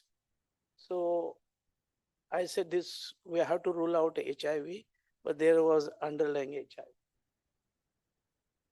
Papular urticaria. Papular urticaria means they get insect bite allergy, which is seen on the exposed part of the body, that is extends aspect, the hands and the legs. I'll give you an example. One of my colleague in one of the hospital I go, this story is about 25 years before. He had a papular urticaria, it's very common in children. We should not, adults should not get it. So he had this papular urticaria. So I said, why don't you get HIV done? He said, are you mad? You know, we have faced this and all this. He did not. One day he landed in Bombay hospital with severe intractable headache. Dr. Ramurthy was treating him. Dr. Srikand and Dr. Ramurthy, they phoned me. What do you think? I said, don't go for MRI, go for CSF. This looks like cryptococcal. He ultimately landed with the cryptococcal meningitis. So that is a papular urticaria. Of course, cryptococcus is, you know it. This is the patient, you know, what a severe. What this indicates, his CD4 count was very low. Yeah, so you can, when the facility is not available, you can, yeah. Of course, this patient then developed NHL. We could treated NHL, but when he was admitted in the NHL, the oncologist said, we are not going to start treatment till we get the biopsy report. I said, this is a... Anyway, our experience, he did not. By that time, he developed multiple lesions and ultimately died. So cryptococcus, of course, these are pictures of 94 and 95. This is the cryptococcal meningitis. Sorry, yeah, with skin manifestation. See, penicillinosis. I remember I was this, what is Chiang Mai. There was a conference, international HIV conference. I was with Dr. Thira, one of the top physicians of the Chiang Mai. And who discovered HIV? From Paris. Pardon? Montelukos. No? What is the name? Huh? No, Gallo, he has taken the credit. Look, Montaigne. So three of us, we were taking the round. Dr. Thira, he said, you're a dermatologist. He showed me some eruption on the face. I said, these are acne. He said, no, this is penicillinosis. Then he showed patient with ascites. What do you think? I said, I'll think of TB. He said, no, penicillosis. He showed me case of pleural effusion. So this is just exactly like tuberculosis. Leprosy. Leprosy with the reaction, many times when you start antiretroviral therapy, they go into iris. So this is one of the case of lepra reaction. Iris. Oral candidiasis, all of us we know oral candidiasis. But you know, this is the picture of again 97. We used to do Laxman stain and scopy. And that time I remember they never used to respond to fluconazole lower doses. We have to give higher doses. Of course, toxicity, then the drug reaction. Another drug reaction, one of them is Stevens-Johnson syndrome or severe drug reaction or toxic epidermonecrosis. The common cause in HIV is a nevirapine. You know, and how to prevent nevirapine, all of you must be knowing.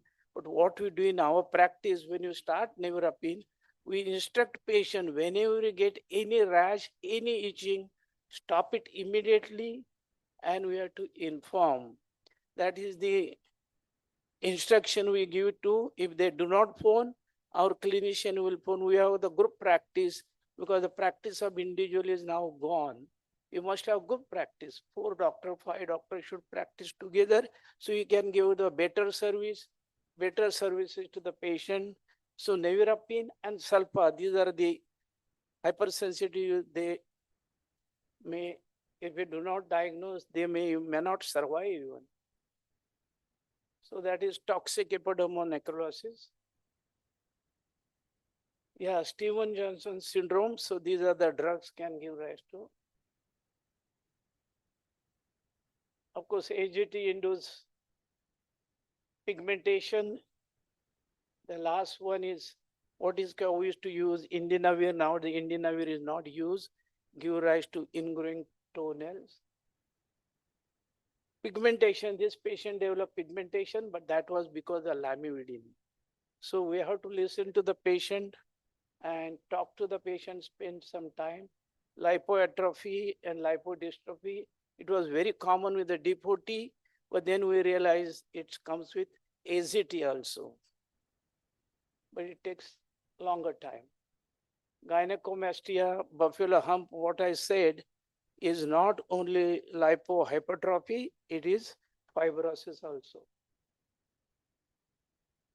So, of course, they are in the profession. This patient is a lawyer. He said, doctor, everybody is asking me, what is this? What is this? Then I learn how to give fillers. And this is the fillers I've done it long back. Maybe this is almost 15 years back. This is another patient with the fillers. Yeah, of course, in the children, I think Mamatha should have spoken on this more than that. We hardly manage. But what is happening in pediatrics? Mamatha, if I'm wrong, please correct. More than tuberculosis, they get a bacterial infection. Am I right? Yeah. Of course, and the viral infection, molluscum.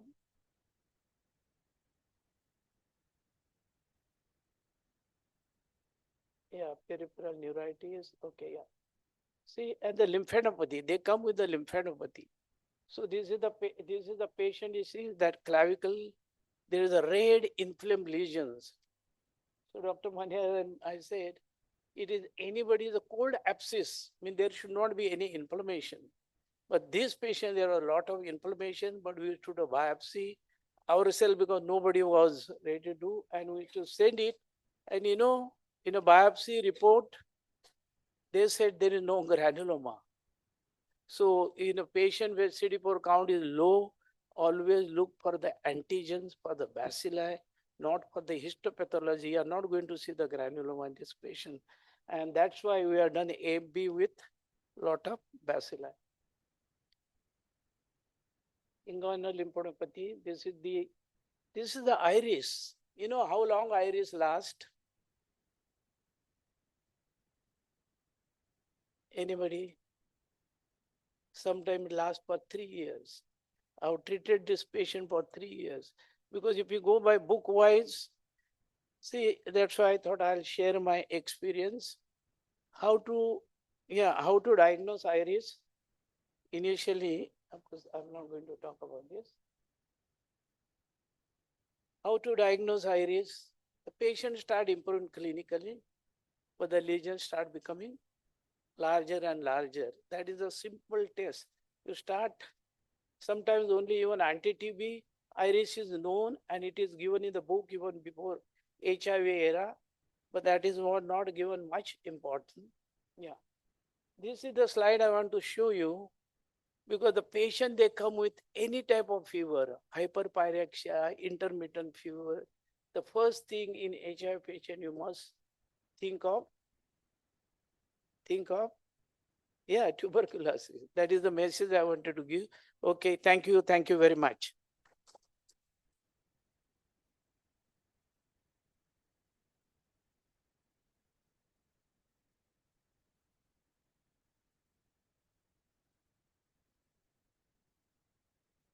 Thank you, Saple sir, for that presentation. Could I request Dr. Gauri to come forward and hand over the moment to Dr. Saple sir?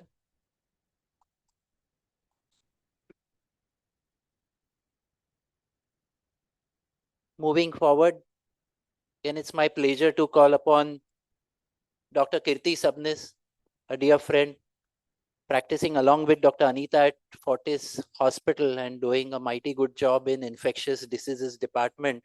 Probably one of the first few in private sector to do something called as fecal transplant and doing her own work in the field of infectious diseases related to that. She'll be speaking on a very important topic of association of central nervous system with the HIV. Over to you, Kirti. Thanks for the kind introduction, Vikrant. As usual, I can't say no to Vikrant. So even if it is a relatively special day in my life, I have come. It's my birthday today. Thank you. So when he said that you have to come, I could not say no. So we'll quickly go. I don't want to stand you me between a lovely lunch and a Sunday afternoon. So this itself is a slideshow. Okay?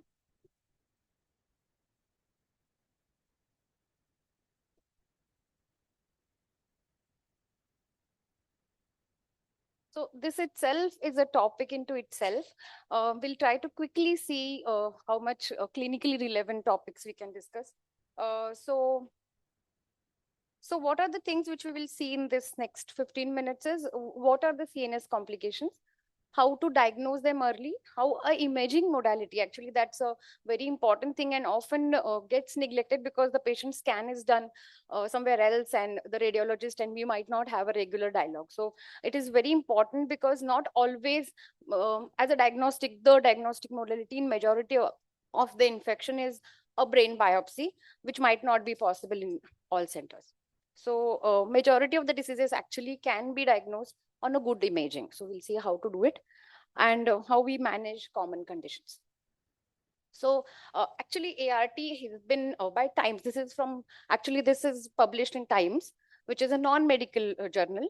The most impactful intervention in last almost 100 years for a mankind is actually ART. If you see the survival of people and improvement in the lifestyle with ART is almost more than the double. So it is better than a chemotherapy.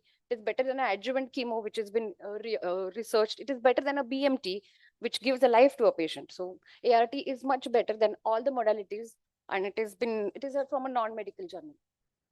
So what happens in HIV? 50% of the patients with HIV have a neurological complication. The risk increases with multiple infections, as we see less than 200 count. The CNS complication, this is very important because the CNS diseases can manifest even if the patient is fully controlled. So it is important to know that multiple complications can happen in the same patient during the spectrum of the illness. Also, it can affect all the neuroaxis from the brain till the peripheral nervous system. The HIV can affect in a patient. As we saw, the ART has reduced the infectious complications, but we do have multiple non-infectious complications to discuss. So how it affects? It is actually, as I said, it's a topic into itself. It's actually very beautiful to see how HIV escapes the CNS blood-brain barrier, which is supposed to be very toughest barrier for the viral penetration. So it interacts with the macrophages, and then the macrophages actually kind of hide it inside the macrophage, and then it transmits the blood-brain barrier, and it's one of the sanctuary sites for HIV. So as I said, it affects entire neuroaxis and in all stages of HIV. As nowadays it's a Gen Z, and we have a trend of saying, watch out this for till the last. So I'm going to give a case at the last, and this is very important. So watch out till the real ends. So what happens? There is a lot of change in the immune function because of ART. And this also is actually because of a very good suppression. We are having more and more cases which presents with immune complications of CNS complications of HIV. So what are direct HIV complications? These are because of the virus, dementia, peripheral neuropathy, meningitis, which can be an acute seroconverting illness. Opportunistic infections, we already know. Fungal infections, parasitic infections, viral infections, primary CNS lymphomas, and other cerebrovascular complications like because of the metabolic complications, as we saw in the last few discussions, they can have strokes as a cerebrovascular complication. So this is simplified version of just now what I said, which also includes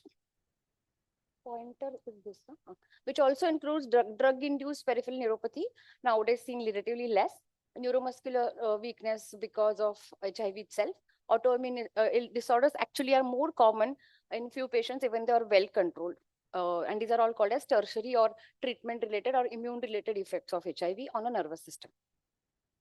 So this is Indian publication again. So in this, we need to see this. So majority of the although the sample size is small, the majority of the neurological syndromes present with fever, altered sensorium, headache, and focal, very less as a focal neurological deficit. If your patient is presenting with a focal neurological deficit, possibility of toxo is actually high. So this helps in a clinical as well as pointing our radiological investigations accordingly. So we can also divide the neurological manifestations of HIV according to the CD4. So early phase, when the CD4 is good, they can have HIV associated meningitis or septic as an acute seroconverting illness. They can have meningitis, can be less likely as a focal infective syndrome. In 200 to 500 CD4, they have generally demyelinating polyneuropathies or mononeuritis multiplex as a actually presenting manifestation of HIV. When they're advanced, about less than CD4, less than 200, as I said, it's a list of things which patients can present with. It's a special mention, obviously. This is Dr. Alaka Deshpande's paper published way back in 2004. where they studied in JJ the 300 patients with CNS syndromes, and they also mentioned toxoplasma as one of the important cause of mass lesion in patients, and TB as the most common cause of meningitis. When we see neuroimaging, what we should look for? So we should see whether the pattern of involvement is diffuse, or pattern of involvement is focal, or pattern of involvement is meningitic type. So if it is diffuse, is generally most common associated with HIV encephalopathy, which can be also similarly with PMLE. If it is a focal pattern, what are the infections associated with focal pattern?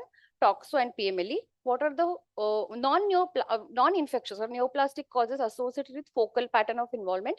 It's mostly primary CNS lymphoma. So this also helps in correlating with the CD4 count if you have a good discussion with your neurologist. And if it is a meningitis, generally two common causes, tuberculosis and cryptococcus.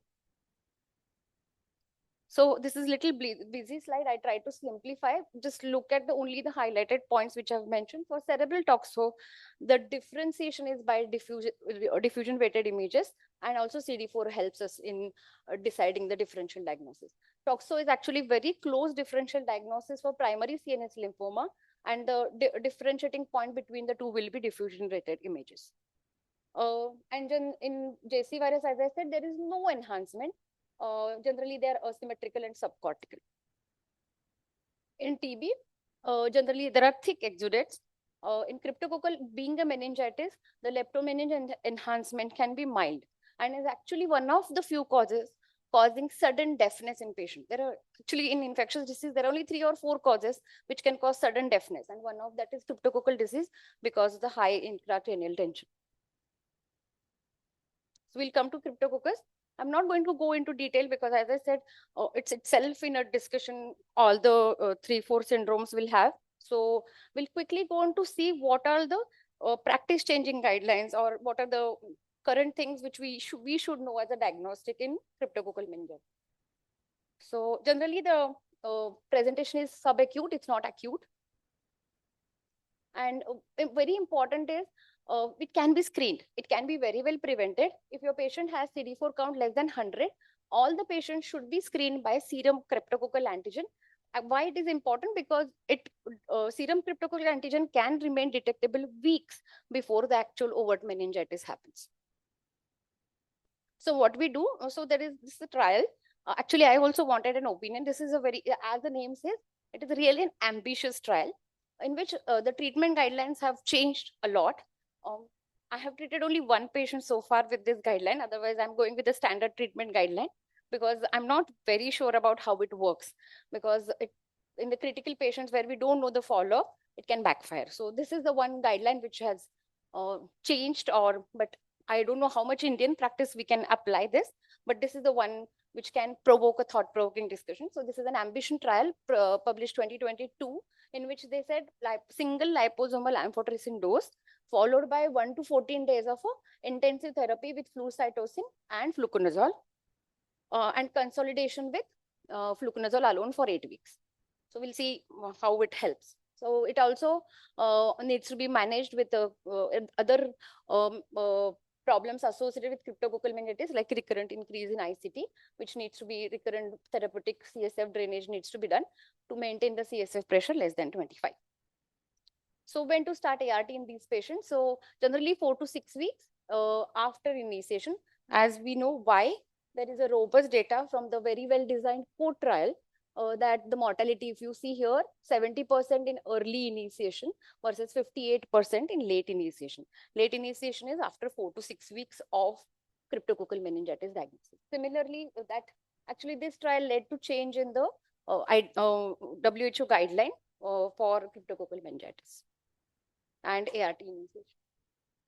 Now we move on to commonest what we see normally in advanced HIV with CNS syndrome is tubercular meningitis. So diagnosis is generally by CSF, and radiology also helps a lot in diagnosis of tubercular meningitis. So I'm going to go quickly through the therapy because we already know it well.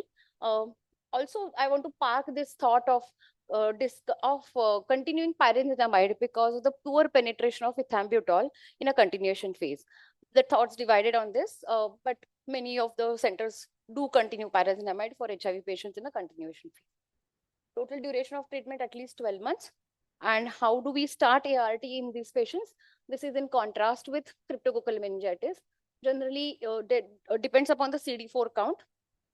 There are 4 or 5 trials. One is SAPID 2010, Camellia, which is 211, and wherein the WHO compiled all the guidelines and gave us the recommendation about starting ART within 2 weeks in most of the patients.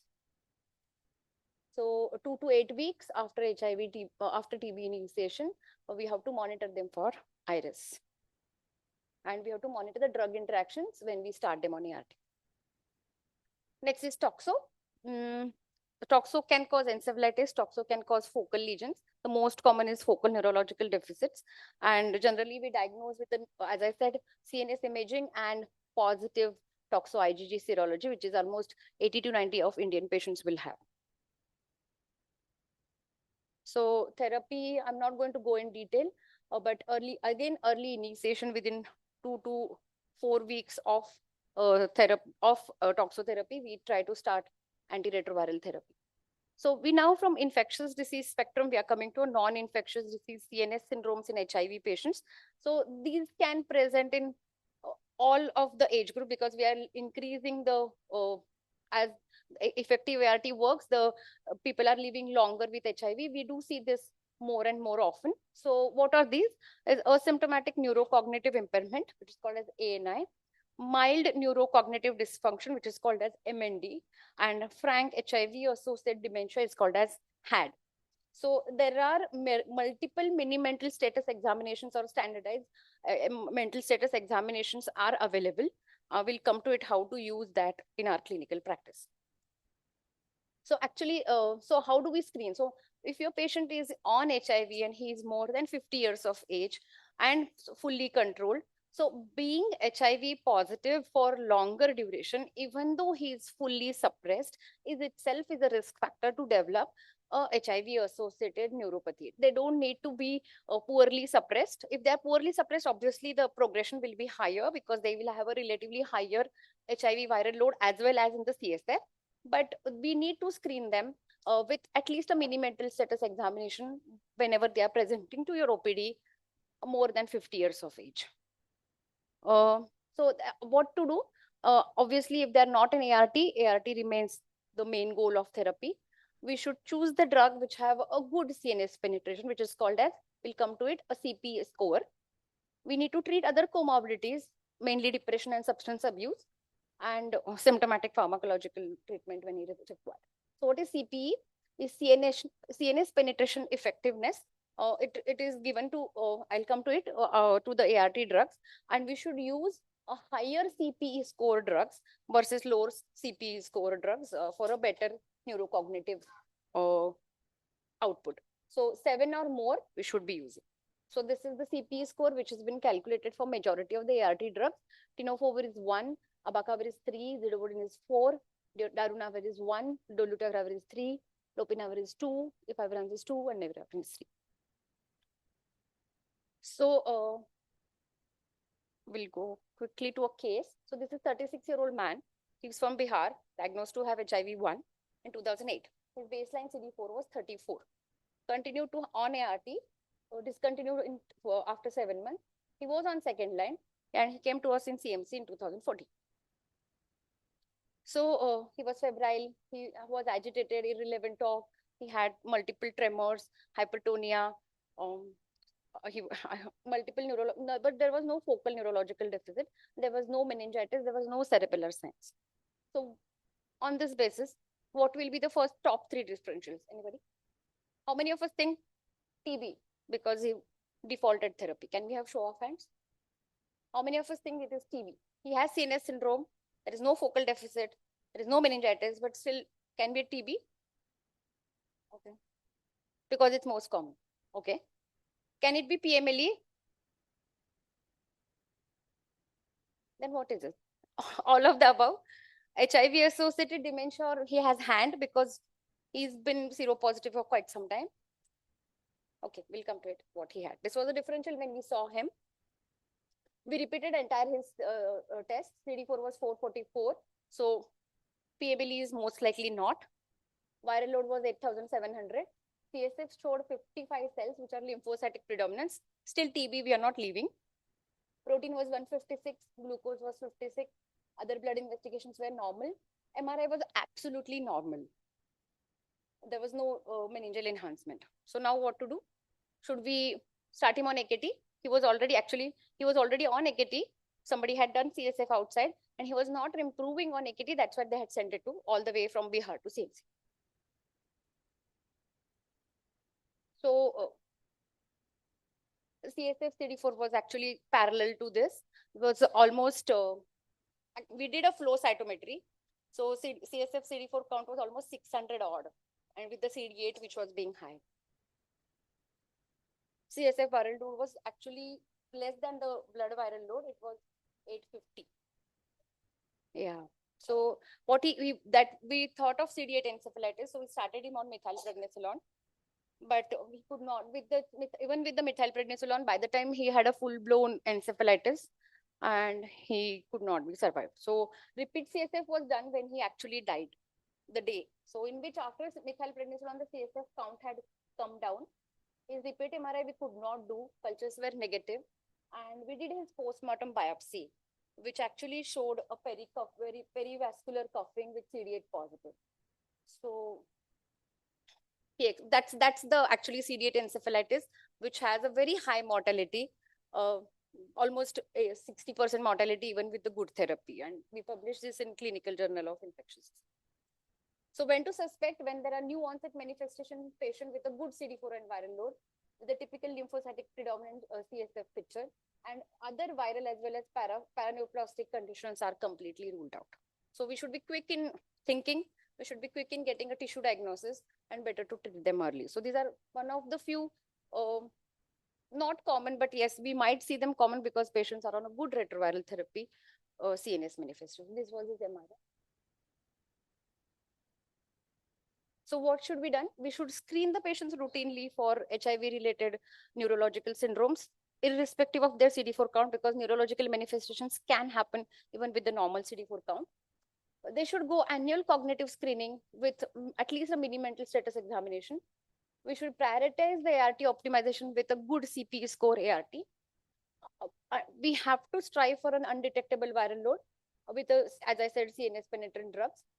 We should look for CNS escape or like this CD8 encephalitis, and opportunistic infections require urgency and a team approach.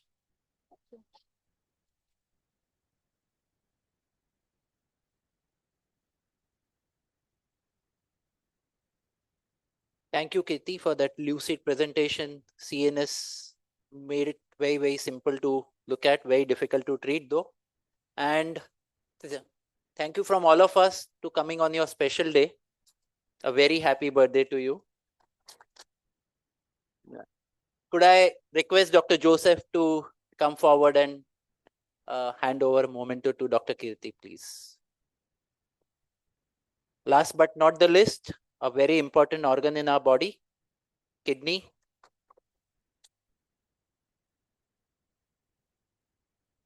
We have Dr. Kanishka, a good friend again, practicing at Jupiter Hospital, Thane and around.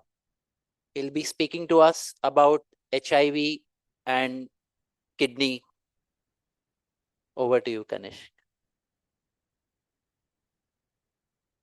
Thank you, sir.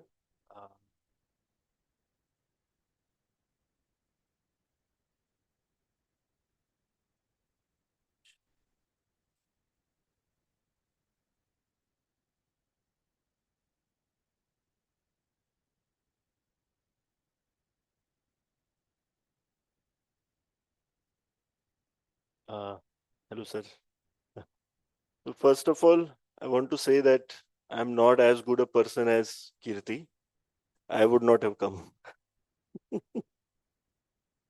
So with that, let me just start. So, you know, during my medicine, I used to find kidney very intimidating. I used to not understand many of the syndromes, the counter current mechanisms, and different syndromes. So then one day I just sat down and 2-3 days in a row I just read everything I could about the kidney. And the easiest way I could make out how to differentiate various kidney syndrome is to go by anatomy. So different parts of kidney get affected and they manifest in very different ways. And HIV and this thing in its therapy, it maps onto that anatomical thing very nicely. So I made a this thing in line with that. Now, another question is, how many of you have read that Amish Tripathi book? Only Kirti has read. So the Immortals of Meluha. Meluha, yes, yes. So it's based on Shiva's life and it's a fictionalized version of Shiva's life and all that. So I've kind of taken some things from there as well. So we'll start with the first case. Uh, So, so there is something in kidney which is like an invisible disease. So I hope everybody has seen Mr. India. So anybody wants to guess what disease in kidney comes like an invisible thing, although manifestations may be more this thing. Yes. So many of the kidney things are like that actually. But I was looking for this one thing. Okay. So let me go through this case. This was a 45-year-old guy seropositive on treatment for PCP. He suddenly developed bilateral flank pain and hematuria. Murphy's punch was positive on one side. So I was very, very confident that we have some stone or something. Okay. And I ordered the CT scan. And then a CT scan came completely negative. So then I had this expression. Okay. So now anybody wants to say what can it be? It's presenting like a kidney stone. The CT scan is negative. Which invisible disease can this be? So the hint is that he is on treatment for PCP. Correct. Saple sir is correct. So this is a crystal nephropathy. So in this, what happens is the crystals form in the tiny tubular, each tubular areas of the nephron. And you can have very typical colicky type of pain. The crystals are invisible on the CT, right? So microscopic tubular obstruction due to crystals happens. The pain is out of proportion to the findings and the imaging. And it would be very, very easy to label this person as a PSY. So don't do that. He's not PSY. We did not read up nephrology. So imaging can be normal. There may be gross or microscopic hematuria, and there may be sterile pyuria also. And you will see it on the needle-shaped crystal on urinalysis, and it is due to the TMP SMX. So this is the collecting duct and tubular part of the nephron that gets affected. Now we can go to the higher parts of the kidney where Shiva lives. This is Mount Kailash, the glomeruli. Huh? So this was in the book. He was battling another group of tribals.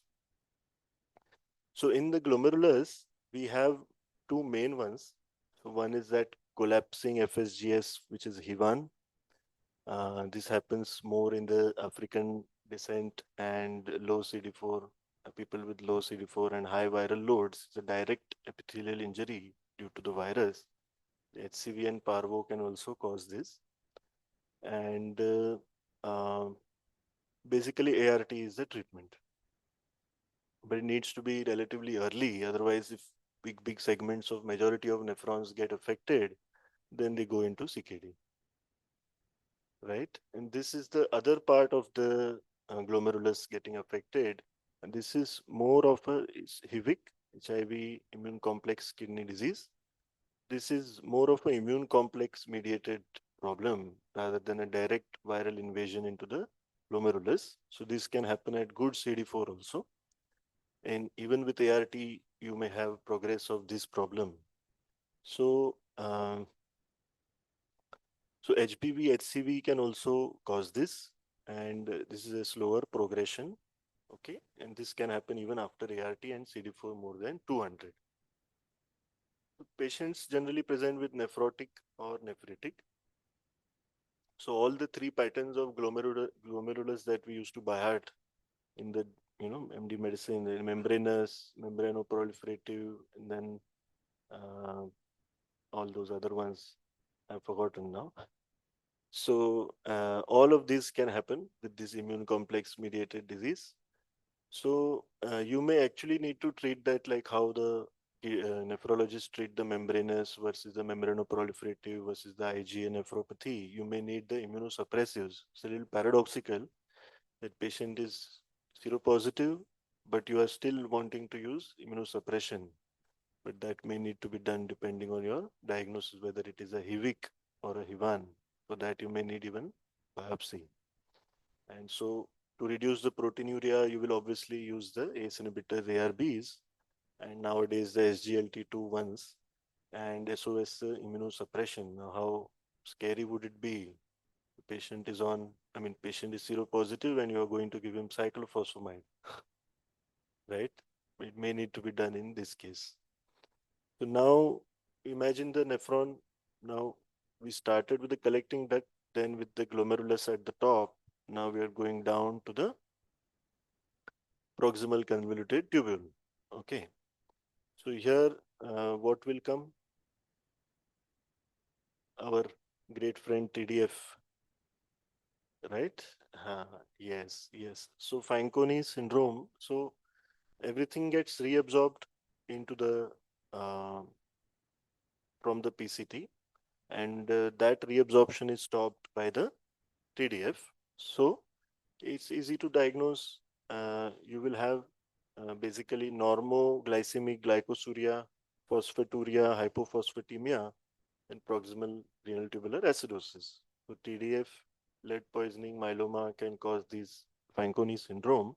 The easy way to kind of correlate this and remember this is like it's a malabsorption syndrome of the kidney. So how we diagnose malabsorption in the gut is we do fat in stool. Same way we can do phosphate in urine or a glucose in urine with a normal glucose in the blood, right? So this is the proximal convertible part of it. Then we come to loop of Henle. Now, can anybody think of something in HIV and ART which affects the loop of Henle, and how will the loop of Henle affection cause how will it manifest in the patient?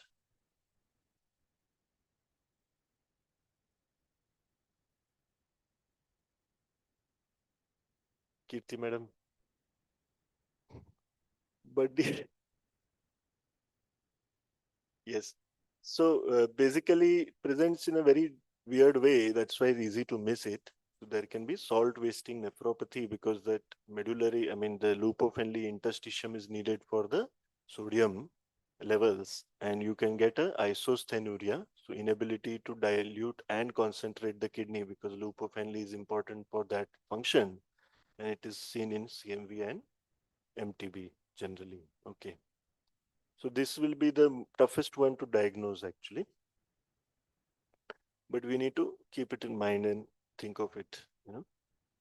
Then we come to the distal tubule, the lower parts of the mountain ranges.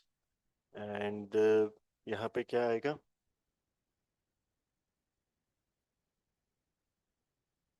It's a Sunday. I'm standing between you and lunch, so I will not waste too much.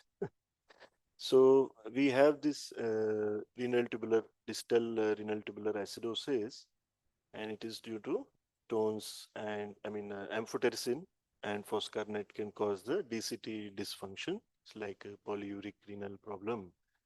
Distal RTA with stones and acidosis and osteopenia. And then we come to the interstitium, where you can have a drug in interstitial nephritis, and CMV and TB can also cause this. And finally, we come to the vasculature, where endothelial injury can lead to this kind of thing. So HUS TTP, we think of it in this situation: low platelets, microangiopathy, micro autoimmune hemolytic anemia, MAHA, what is called microangiopathic. So there will be schistocytes on smear, and removal of the antibodies can lead to the cure in TTP. So TTP is seen with HIV as well. So the take home is that crystal nephropathy can be challenging diagnosis. It can be invisible. Don't miss it. Different parts of kidney express their pain in very different ways, and you have to be vigilant to pick it up, not just rising creatinine and all. And HIVIC can happen at a good CD4. Manage it as per the histology. So renal diseases can have many non-renal manifestation, easily missed, and can lead to catastrophe. Due to osteopenia, there may be fracture, there can be electrolyte imbalances causing arrhythmia, there can be periodic paralysis due to hyperkalemia. So not to miss it. And with that, I come to the end.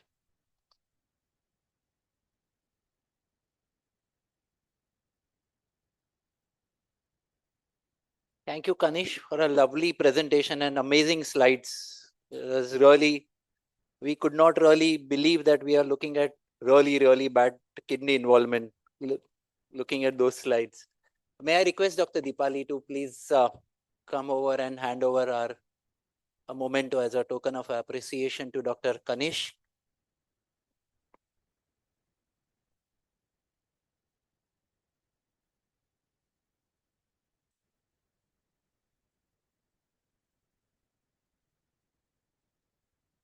I take this opportunity.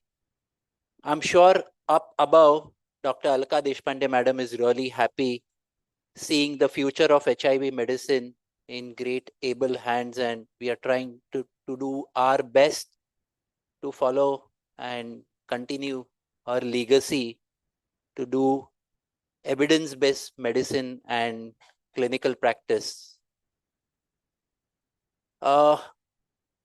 I want to thank each and everyone for coming on Sunday. I want to thank each and every speaker. I only requested, could you come? And without a second delay, they said, yes, we're going to come. So thank you each and everyone for accepting that request and making this day special. We started a little late, so sorry to everyone for holding you all for a delayed lunch, but I'm sure we had a sumptuous meal as far as our supratentorial area is concerned. This wouldn't have been possible without help from MCure Pharmaceutical. Like speakers, they were immediately with a yes. So as a senior most person, Mr. Satya and his entire team, they're always being the best as far as the continuum care of HIV is concerned. Could I request Mr. Satya, Mr. Sandeep, Deepak, and everybody, Mangesh, everybody to come over here, and I request Dr. Maniar sir to hand over a bouquet as our token of appreciation to Mr. Satya. Could we have Mr. Satya and the entire team of MCure? Thereafter, we'll have a cake cutting for our own Kirti. Okay, all of us are going to wish her, and then we're going to have a group photo, and then we'll break for lunch. Thank you once again, each and everyone, for coming here and making this HIV update a great success. Thank you very much.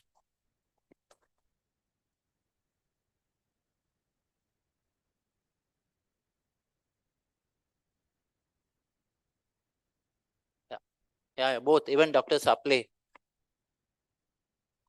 Sir, bouquet kidhar hai? Aaya nahi. Okay. So we give the bouquet later. First, we physically thank them. Thank you.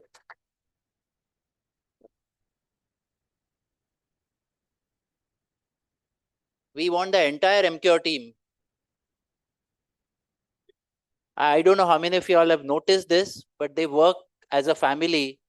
There is no hierarchy followed in MK or each and every one of them on tip of their toes, always to work for patients' betterment. Thank you very much.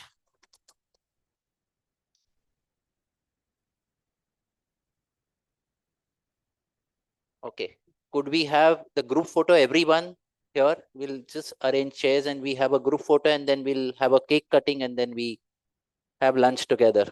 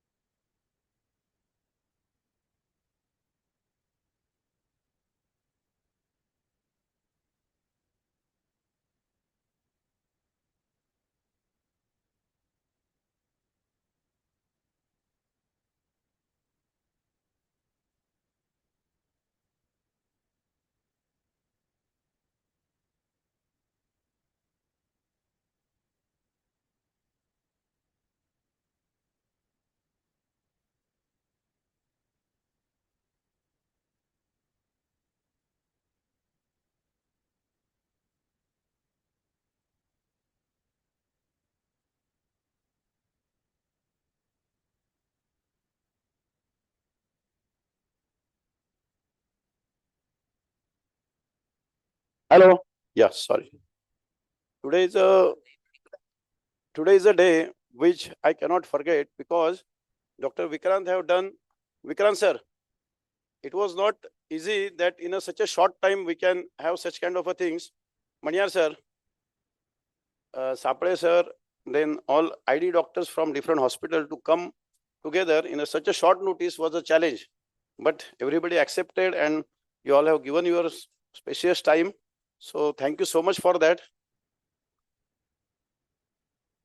And madam's birthday is there today. So we'll have a cake cutting and then we'll join for the lunch.